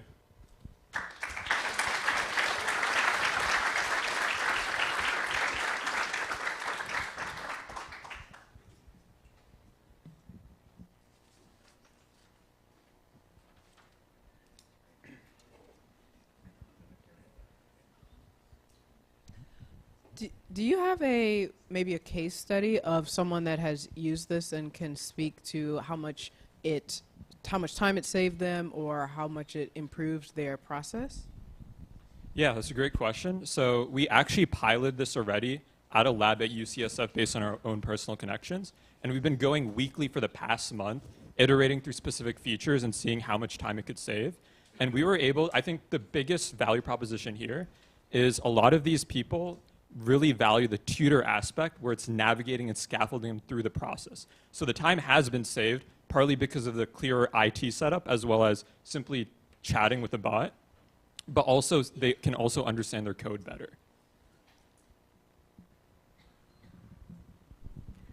Is the tool itself autonomously determining what those tutor or context sources are, or are you choosing what those are and telling it what to reference? Well, what do you mean by sources? So for instance, you mentioned that in that cycle of that workflow that an individual would go to GitHub and then YouTube tutorials and a variety of different sources. So what's essentially guiding or scaffolding this process? Yeah, I could start with that question. Right now, in bioinformatics is very heterogeneous, and every month there's new packages and new algorithms coming out. So part of our value proposition is we're actually going through these manual GitHub documentations and articles and feeding that in. And as we expand to different use cases, right now it's EEG data and omics, we're planning to input more of that source. Yeah. Got it. And currently, are there any risks of hallucinations, and how are you managing that? That's a great question. So how we do expect some risk of hallucination, and the way we combat that is the fact that you could immediately see the data visualization plot. You immediately see the code. It's very granular every single step, because when we talk to these biologists and literally went to the labs, they were initially very scared about this black box thing, oh, we put in AI and see the outputs. That's why we kind of iterated our features so that every single line of code is commented, and you could see every single data visualization step, and you could iterate quickly through the script that doesn't hallucinate.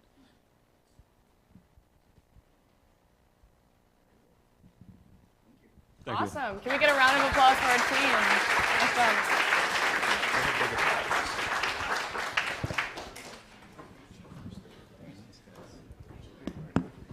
All right, feel free to take some time to vote for the People's Choice Award for Simple Cell. Only 2 pitches left. Our next class that is being represented today is from our Tech Entrepreneurship class. This course explores all things high technology and explores key entrepreneurial concepts relevant to the high technology world.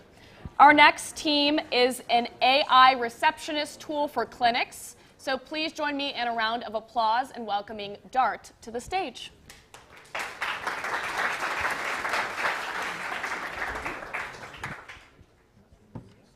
So hi everyone, my name is Sarth. I'm the co-founder and CEO of Dart, and we are simplifying the lives of medical clinics and doctors by helping them with their phone call handling and helping them minimize on lost revenue. So currently, Doctors are losing a lot of money as they miss out on phone calls when the traditional receptionists are unavailable. Their best alternative is to outsource it to call centers or use traditional systems like IVR systems or voicemails. And these current solutions are either A, very expensive, or B, cannot really book anything. Imagine at 3 a.m. you have a toothache and trying to get the earliest available appointment. It will simply tell you to call the next day, which is very frustrating for end patients. Talking to 128 clinics, what we've learned is that 90% of the dental industry, the appointments in the dental industry are actually booked over the phone, and 35% of all calls are actually missed out on. They end up losing on around an average of $7,000 every month in revenue that they could be tapping into. So we've built Dart as a solution to that problem. Hi, Leah. Can I get an appointment for tomorrow at 2 p.m.? Before we proceed, could you please share the reason for your visit to Regent's Dentistry? Sure. I think my tooth might be infected. Thank you for sharing that. What health insurance do you have? I'm under UC SHIP. Thank you for providing that information. Let me check our calendar for availability. One moment, please. Great. UC SHIP is accepted here. I can schedule you for an appointment tomorrow, Thursday, April 18, 2024, at 2 p.m. Would that work for you? Sure, that would be great. Perfect. Your appointment for a dental consultation is scheduled for tomorrow, Thursday, April 18, 2024, at 2 p.m. That also sends out confirmation text every single time it books an appointment, as you guys can see there. Thank you. So basically, we integrate with the clinic's patient management system and their existing phone lines. So any single call that comes in after the clinic is either closed or the receptionists are unavailable is then handled by Dart, and it books the appointments, answers queries, or provides urgent support. We charge doctors directly for this service, and additionally, Dart can also do outbound calls to check in with incoming patients to see if they're coming in or not and help minimize no-shows for the clinic and help increase the revenue even further. We are a team of engineers with experience in conversational AI alongside sales and marketing.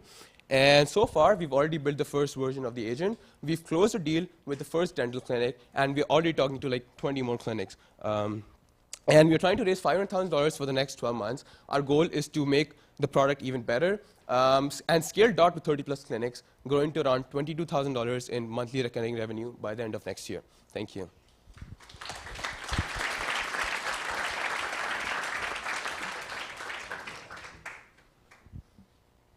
What are some early retention figures for the clients that you have? So the deal that we've closed so far, we are still in the process of testing it out with them before we deploy it on the field.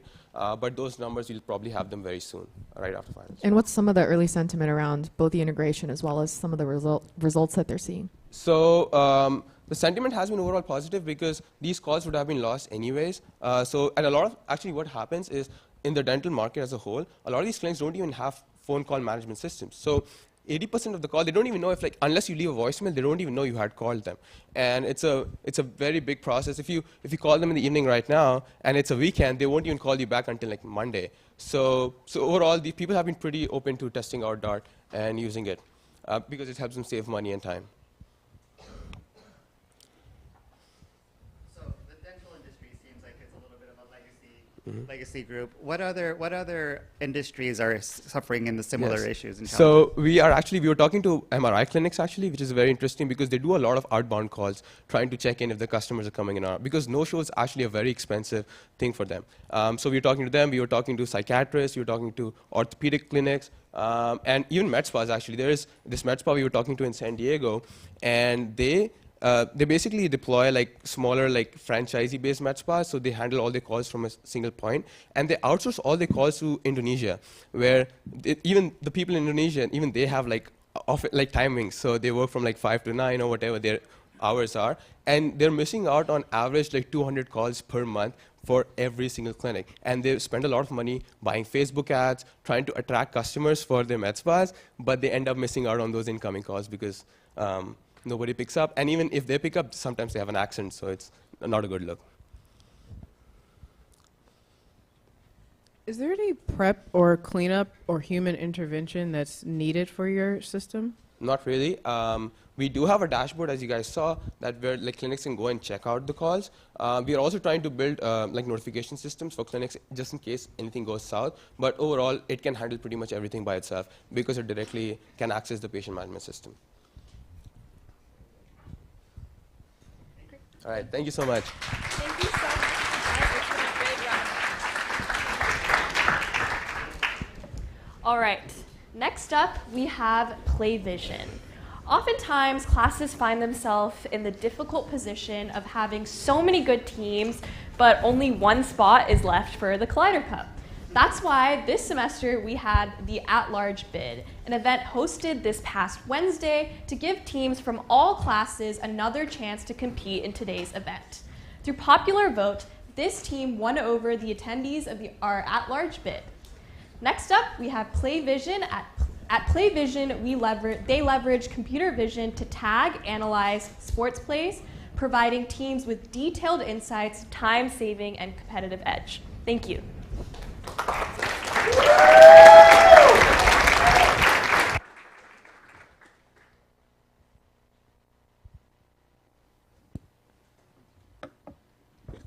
Wait, sorry guys. I think we need one more player to join our huddle. Where's Ender? We got to give our pitch right now. Sorry guys, I'm late. Dude, Ender. Dude, you look mad tired, dude. How was practice? Practice? We talking about practice? Nah, I was just spending 5 hours in a film review session. I literally spend 20 hours each week preparing for a game using film. Anish, as a scout, don't you use the same amount for this quarterback we're recruiting?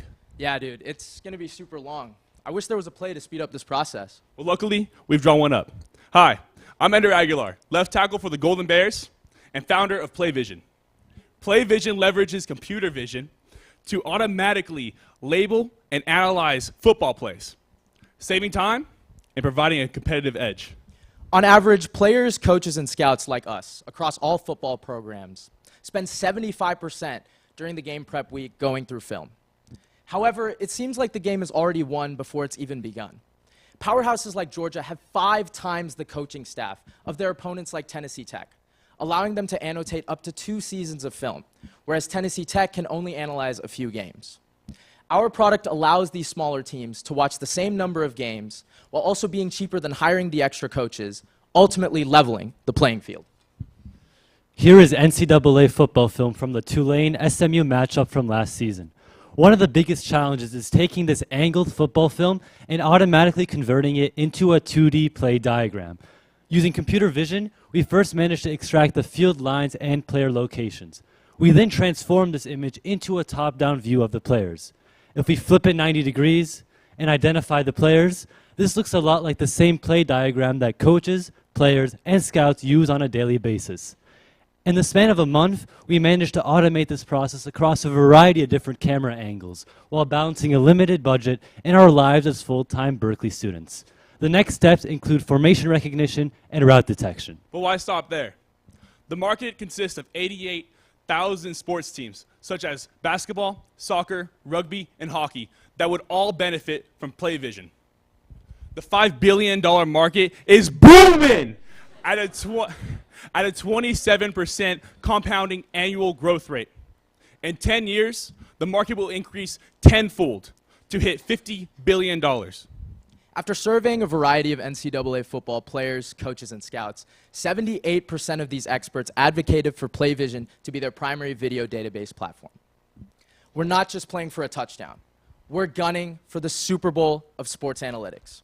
Thank you, and we open the floor to questions.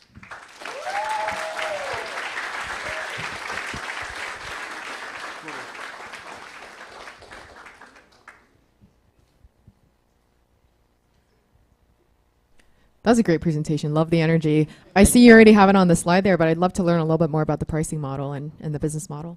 Absolutely. So if you mind going to the pricing model. So basically the cost is around $1 to $2 per game to power it with like an NVIDIA GPU chip for the CV. And what we aim to do is basically charge a flat platform fee as well as charge by the number of games processed.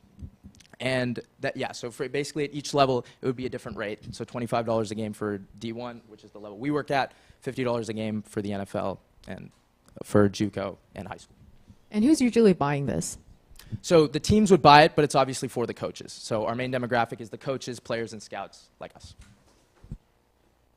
So I've never tagged sports games, right? And so how does this help me as a coach? Like, what's the volume? Why does it benefit me for being able to process a lot more plays and games? Sure. So when a coach or a GA has to process a game when they get it, right? There's a bunch of things they have to manually tag. So the offensive formation, the defensive formation, the play result, and how many yards the player has to run. They have to manually draw that diagram. So that all in and of itself takes about like 3 hours per game. If we can automate this, which is what we're planning to do, it saves a whole lot of time for them to actually focus on game planning against the opponent's strategies. Yep. What is the output? Is it a recommendation or like a story of what happened? Yeah, so currently the output is this transformation from this angled football film. Because of NCAA, there's different camera angles, and what we've managed to done is, you can kind of see it there, is take film like that and automatically convert it into this top-down view of the players. So that's really the first step in that analysis, and from there we want to integrate more features like formation recognition and route detection to create this comprehensive product.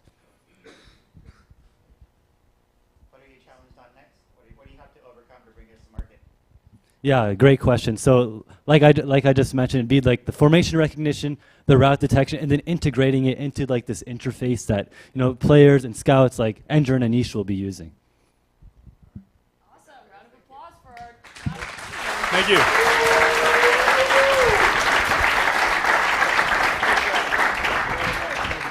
Let's remember to vote for our People's Choice Award as well.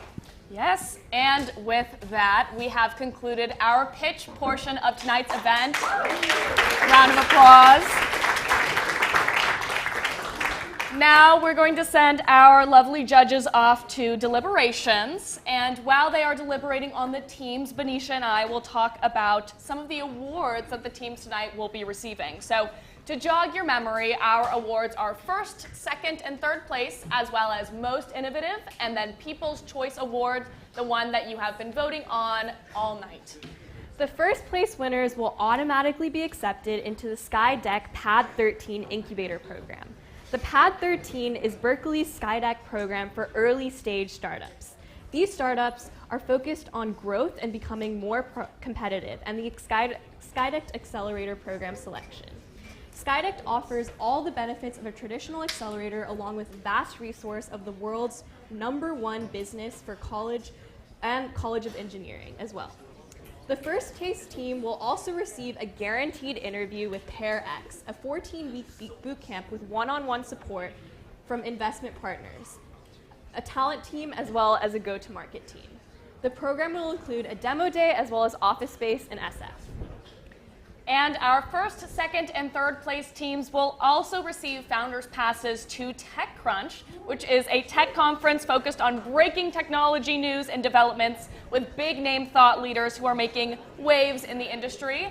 As a previous attender of TechCrunch, this is an unforgettable experience to network with people in the technology industry and learn more about resources for startups. And also, the first, second, and third place teams will win my favorite prize, priority access to SCET courses, so that they can continue their innovations and their education throughout our department. And last but not least, all winning teams will gain access to a networking session where teams will receive networking information taught by an industry professional. All of these pitches were so fantastic across a wide range of students from many different disciplines. All of them came together and collaborated in SCET classes to turn their vision into reality. This could be you.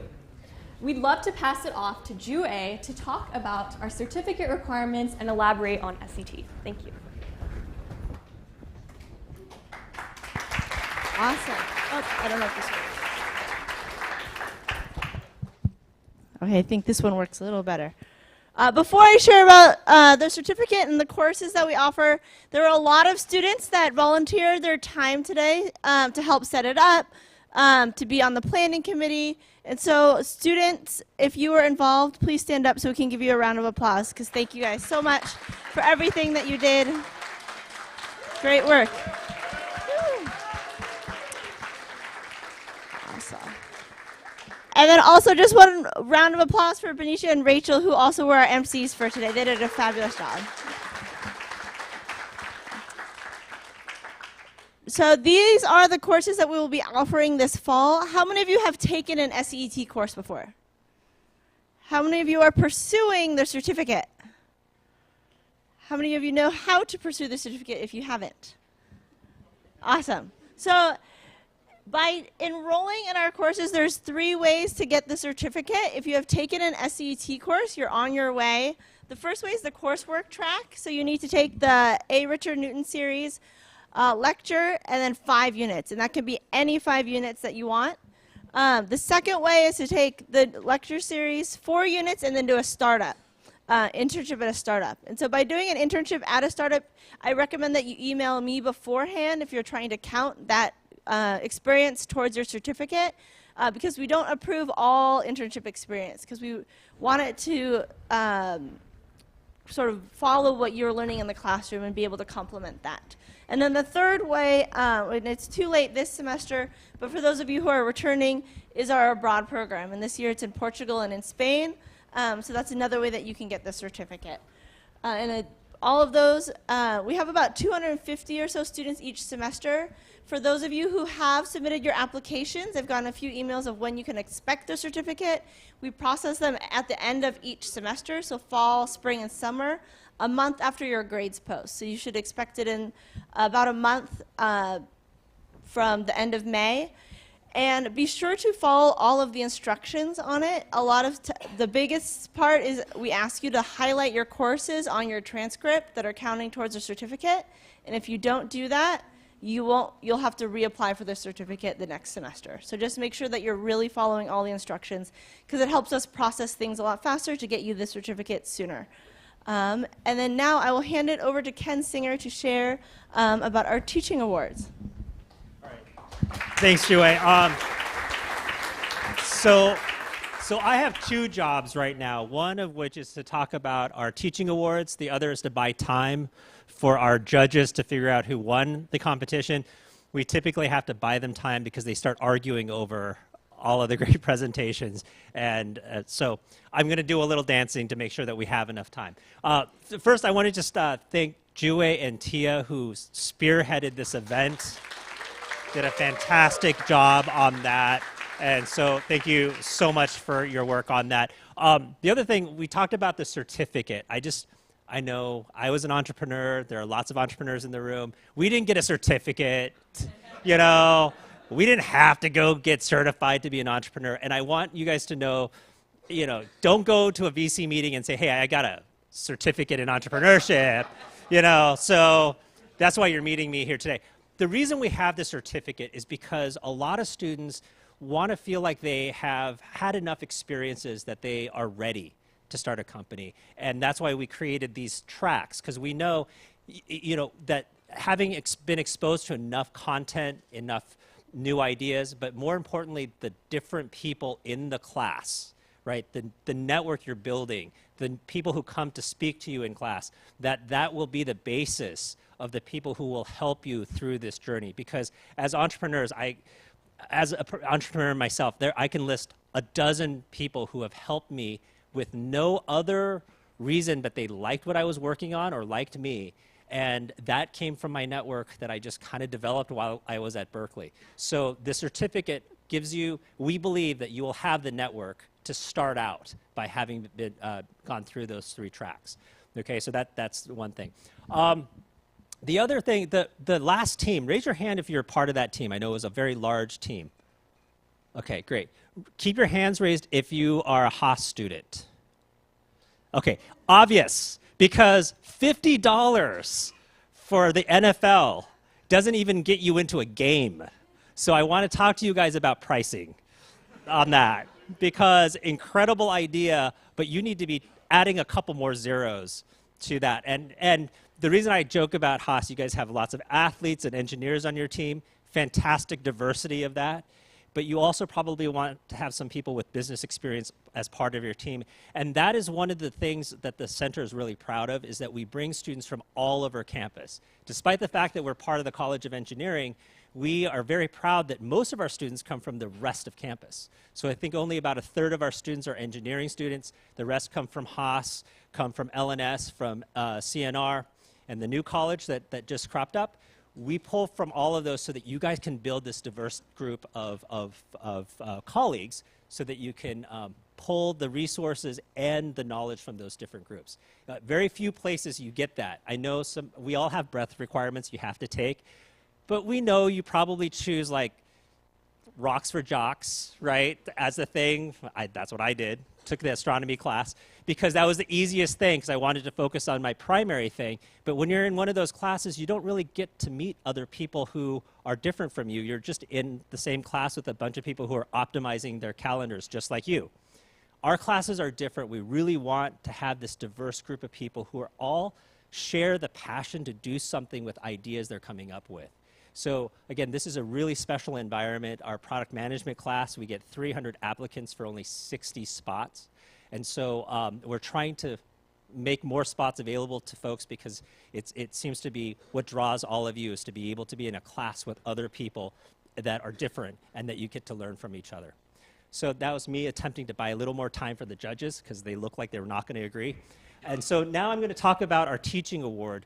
We like to shine a light on some of the best that happens within the classroom, like this competition with all of the teams, but we also want to celebrate teaching.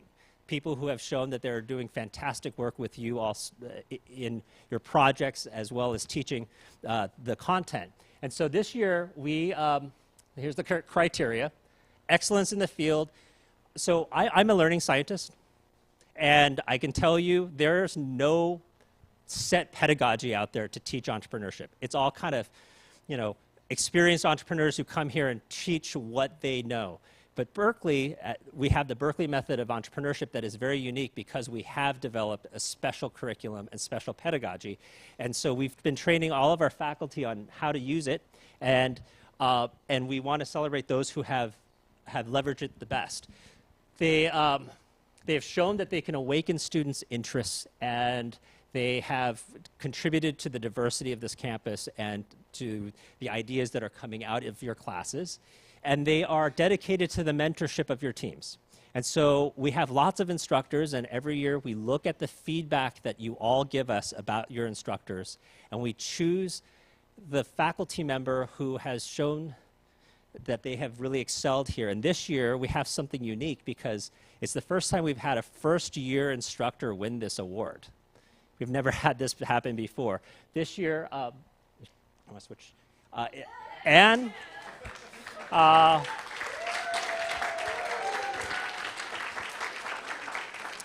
So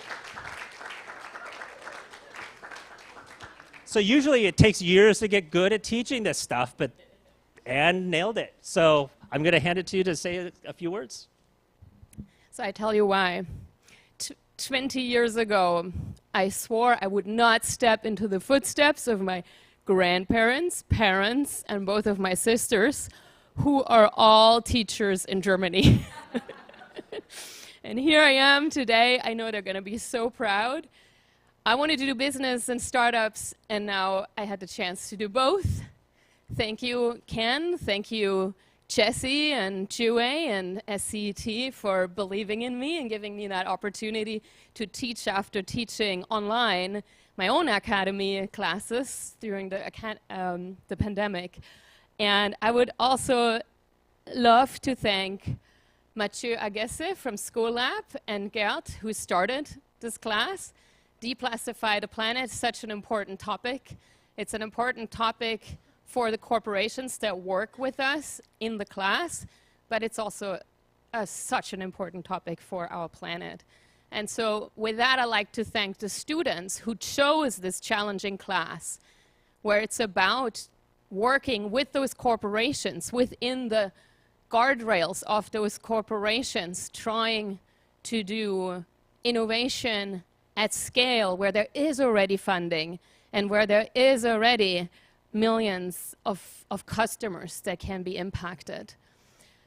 I'd love to thank Kelly. Kelly, big shout out. As our course assistant, she's been amazing in helping me jump into this role. And last but not least, my husband, who is right now looking after my 2.5-year-old son, because a lot of us here today don't have childcare. And without a support system, we wouldn't be able to do what we do here. So thank you, students, and thank you, SCET. Thank you. Thank you. Well, actually, Kelly, if you want to stand up, turns out the course coordinator for this class also won the award for course coordinator, best coordinator. Now, this is rare too, because we rarely have both the instructor and the course coordinator for the same class get this award. But you know, Kelly, so you've been here since like your freshman year. You've taken a course with us, and then you were a reader in multiple classes, and then you're the course coordinator here. So we must be doing something right for you to keep coming back. But the thing that I've heard is she's now graduating, and she's made great choices while she's here, but she's now going to go study at Stanford. So, you know, we make lots of good decisions, and then there's a questionable one at the end. But congratulations on this, and I want to give you a chance to talk. Thank you so much, Ken. You know, there's so many reasons I wanted to stick around with SCET. Winning the Collider Cup twice helps. I'm just kidding. Anne already said so many of the thank yous. I also want to share. Thank you, Jue. Thank you, Tia, for setting up this amazing event. Thank you to my students for, you know, really tackling a difficult challenge in ambiguous circumstances. You inspire me every day, and I get the easy, fun job of mentoring you instead of the hard job of actually taking those challenges head on. But as I was thinking about what I really want to share, I was thinking how just a few short years ago, I was in your position at the Collider Cup, thinking about, you know, what I wanted to do after graduating. And I was so nervous because I felt like I was trying really hard and doing a lot, but I wasn't seeing the results of it yet. I felt like a lot of the things I was doing, I didn't know if it was going to amount to anything. And what I want to share is that sometimes your life can change in an instant, right? For me, I started at SCET, but it takes a long time to actually feel the results of that change. So right now, holding this award, I feel like I'm just starting to feel the results of taking that first SCET class. So if you're feeling like you don't know where you're going yet and you feel like you're trying so many things and the results aren't coming, that's okay. You just need to take some time and enjoy your time at Berkeley while you can. Even though I'm going to that other school across the bay, Berkeley is my home forever, and I always will feel indebted to the community I have here. So I'm taking a short detour there, but I'm sure I'm going to be back very soon. Thank you. Thank you. Yeah. All right. So how much more time do I need to buy? Okay. Yeah. Okay. Great. Yeah. Before we announce our Collider Cup student winners, we'd like to announce our Alumni Expo champion and invite them to the stage. If you missed it, for the first time in Collider Cup history right here, we hosted an event called the Alumni Expo, where SCET alumni founders presented their startup and attendees voted on their favorite alumni team. All these alumni are students who have taken an SCET class and have used the project or concept they came up with during their time to center and continue their entrepreneurial journey. Many of these founders and previous Collider Cup participants got to present here today. You can learn more about each team on our Alumni Expo team webpage as well. The winning team has the opportunity to have an interview with Pear VC's early stage bootcamp. And before we announce the winner, we'd like to extend a special thank you to David Bloom, principal at the House Fund, for meeting with the Expo teams to provide mentorship and feedback prior to today's Expo, and the House Fund's overall support for today's event in Berkeley entrepreneurship. So, with that being said, drum roll please. Our winner for the Expo is Optogenic.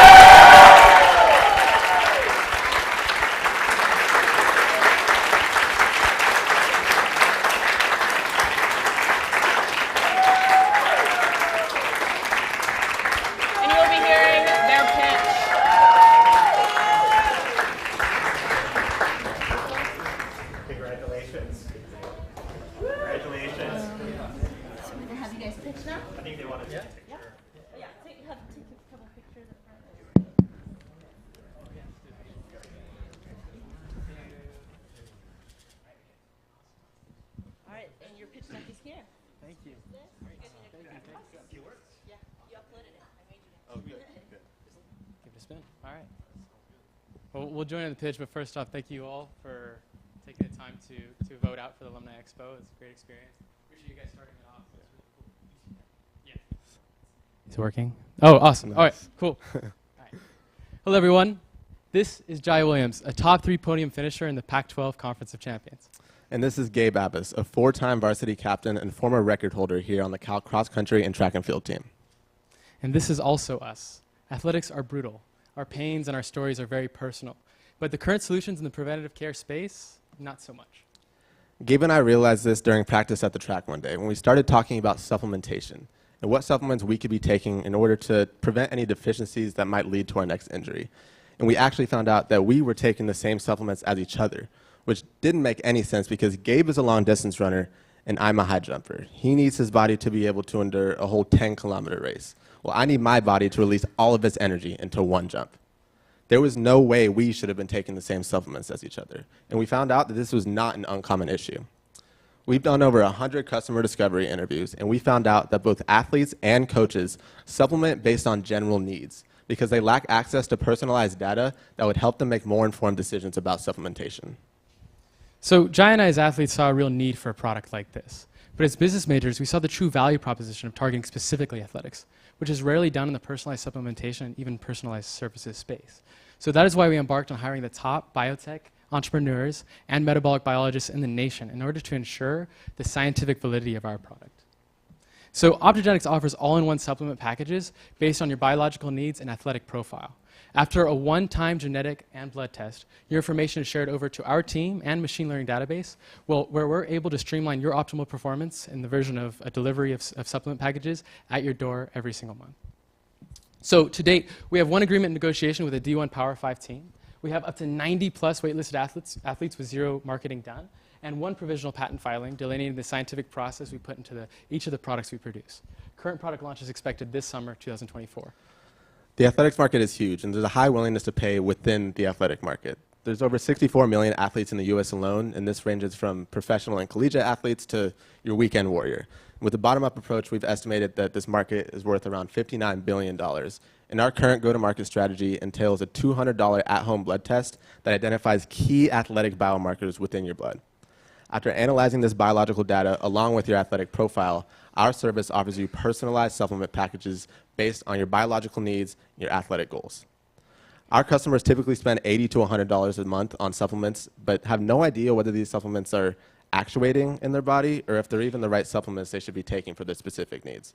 So at an average cost of $60, not only are we streamlining this process, but we also cut their monthly supplement cost by around 33%. So there are competitors in the market of personalized wellness, even if they're not targeting specifically athletics. And in that case, we still have to consider our moat. And in this case, we have one. In a recurring testing model, not only are we ensuring the bioavailability that supplements we're offering on a quarterly basis through testing check-ins, we're also able to extend the customer lifetime value from the traditional months to years, keeping them with us throughout the process, supporting them every step of the way. This also allows us to extend and build our data lake. And in this data lake, data privacy is our top priority, and it'll be integrated into the data security we put into every one of our products. So the next big question is, how do we get our product out there? And really, we start at home with personal friends who are also Olympians and professionals in their own right. For example, Cameron Rogers, who's the hammer throw world champion, and Mikolaos Alekna, who's the current discus world record holder. Our connections with these friends will allow us to expand our product to wider athletic audiences. And this is really where we have the advantage over the market. Gabe and I are at the forefront of the athletic space, and we're able to utilize the relationships we have with some of the top athletes in the world to promote our products for us. And using their influence, we think that we're going to have a very low customer acquisition cost. So to date, we've done this pretty much all ourselves, taking time out of our schooling and money from our savings, all to offer an athletic solution that we did not have when we were trying to perform at our peak. So currently, we're bootstrapped and we could reach our first 100 customers, but $25,000 in any type of investment and support will allow us to extend to our next 400 plus customers and expand R&D into further biomarkers to make more bio-informed decisions in the personalized supplementation space and expand out to personalized services in the future. Thank you so much for hearing our pitch. We look forward to any questions, comments, and getting to know each one of you in the crowd. Thank you.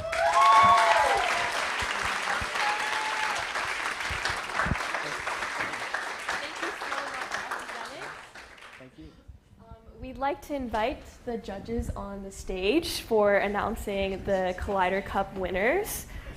Yeah, thank you so much.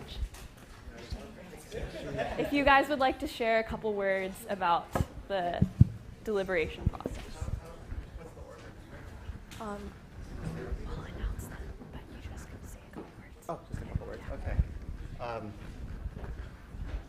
Man, was that a tough cohort. There's so many good ideas, and yeah, we debated quite a bit. And so, good job, everybody. I think this is the best cohort yet.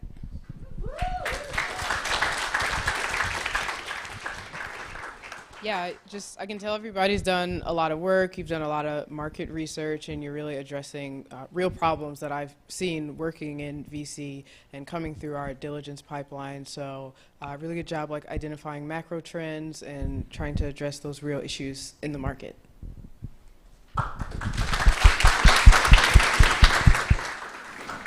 To double down on what Stacy and Jay have said, we were having a really tough time back there and actually went a little bit overtime. It's just so tough. So congrats to all the teams for such amazing presentations. And one of the things I was most impressed by is even despite just being working on these for just a semester-long project, a lot of you have already had traction and interviewed, hundreds of customers in some cases. So really impressive.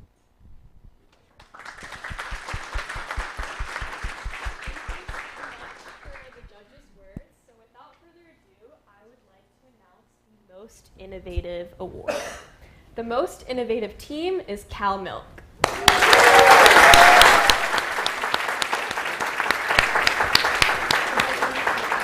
And we'd like Cal Milk to come up to also take a picture as well.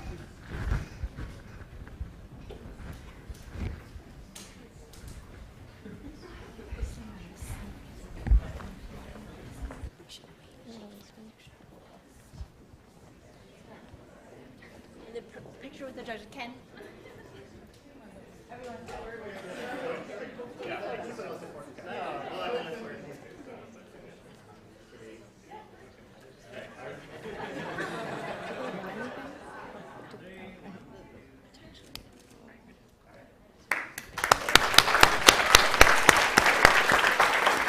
All right.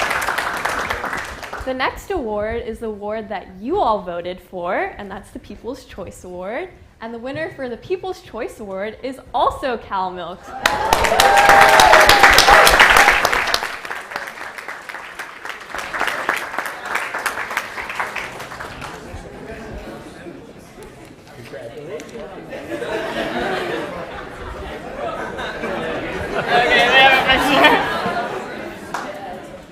Okay, now it's time for the moment you all have been waiting for. We will be announcing our third, our second, and our first place winners of the 14th biannual Collider Cup. So without further ado, in third place, the winners of access to the networking session and the Tech Crunch tickets is Aqua AI.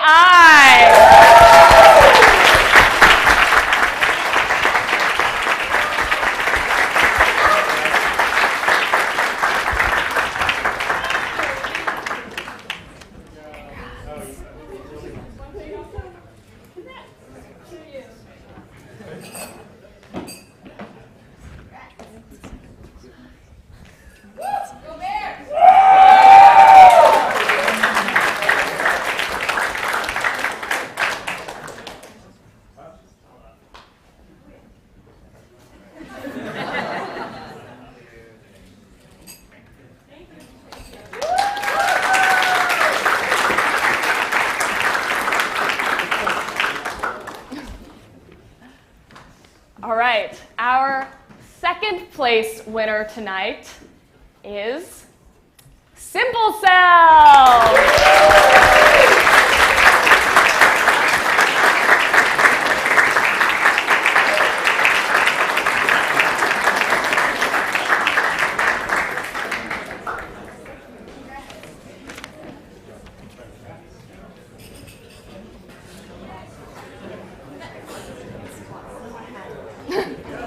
Yeah, where'd it go? Nice job.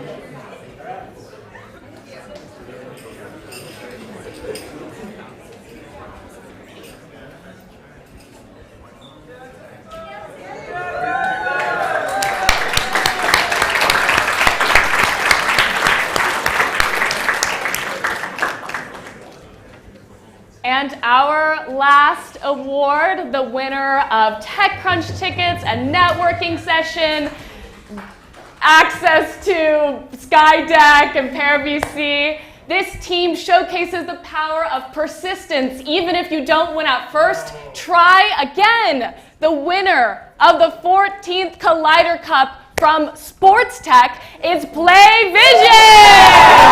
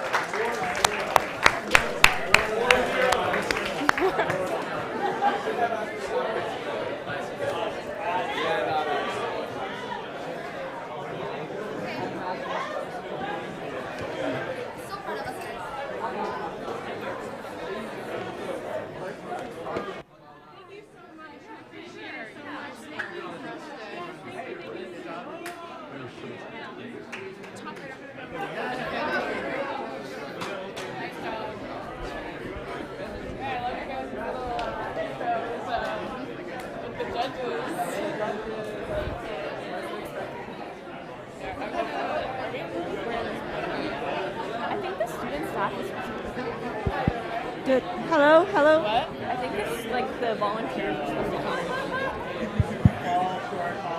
in. For everyone else, go ahead out into the atrium and help yourself to some food. And thank you again for all coming today.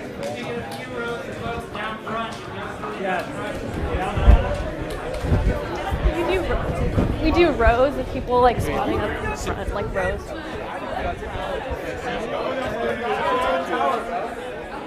And we can have the judges.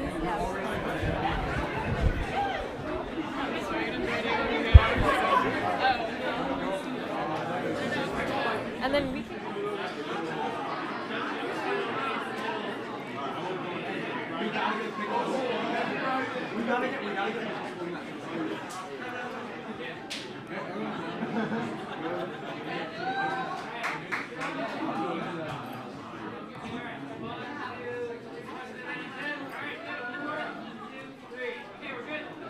Thank you.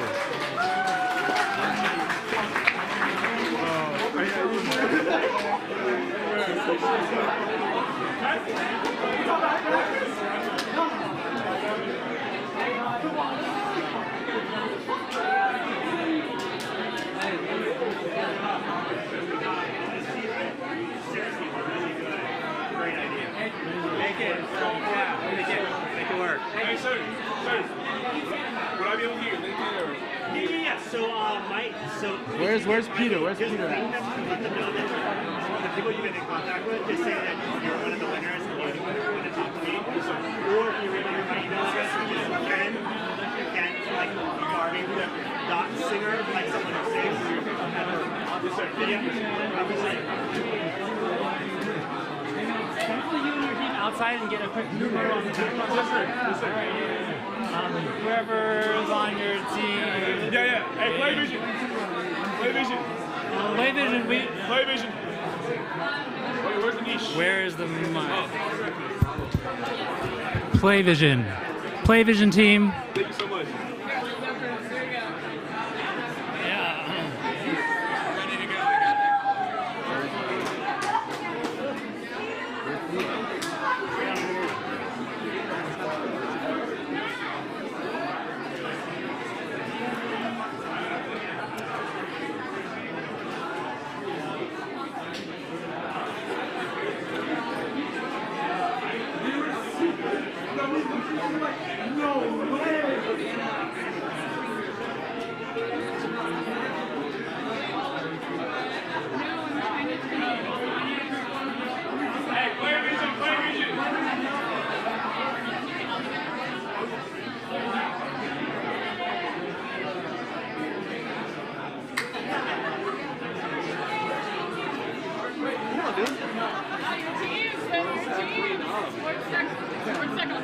Yeah, true that.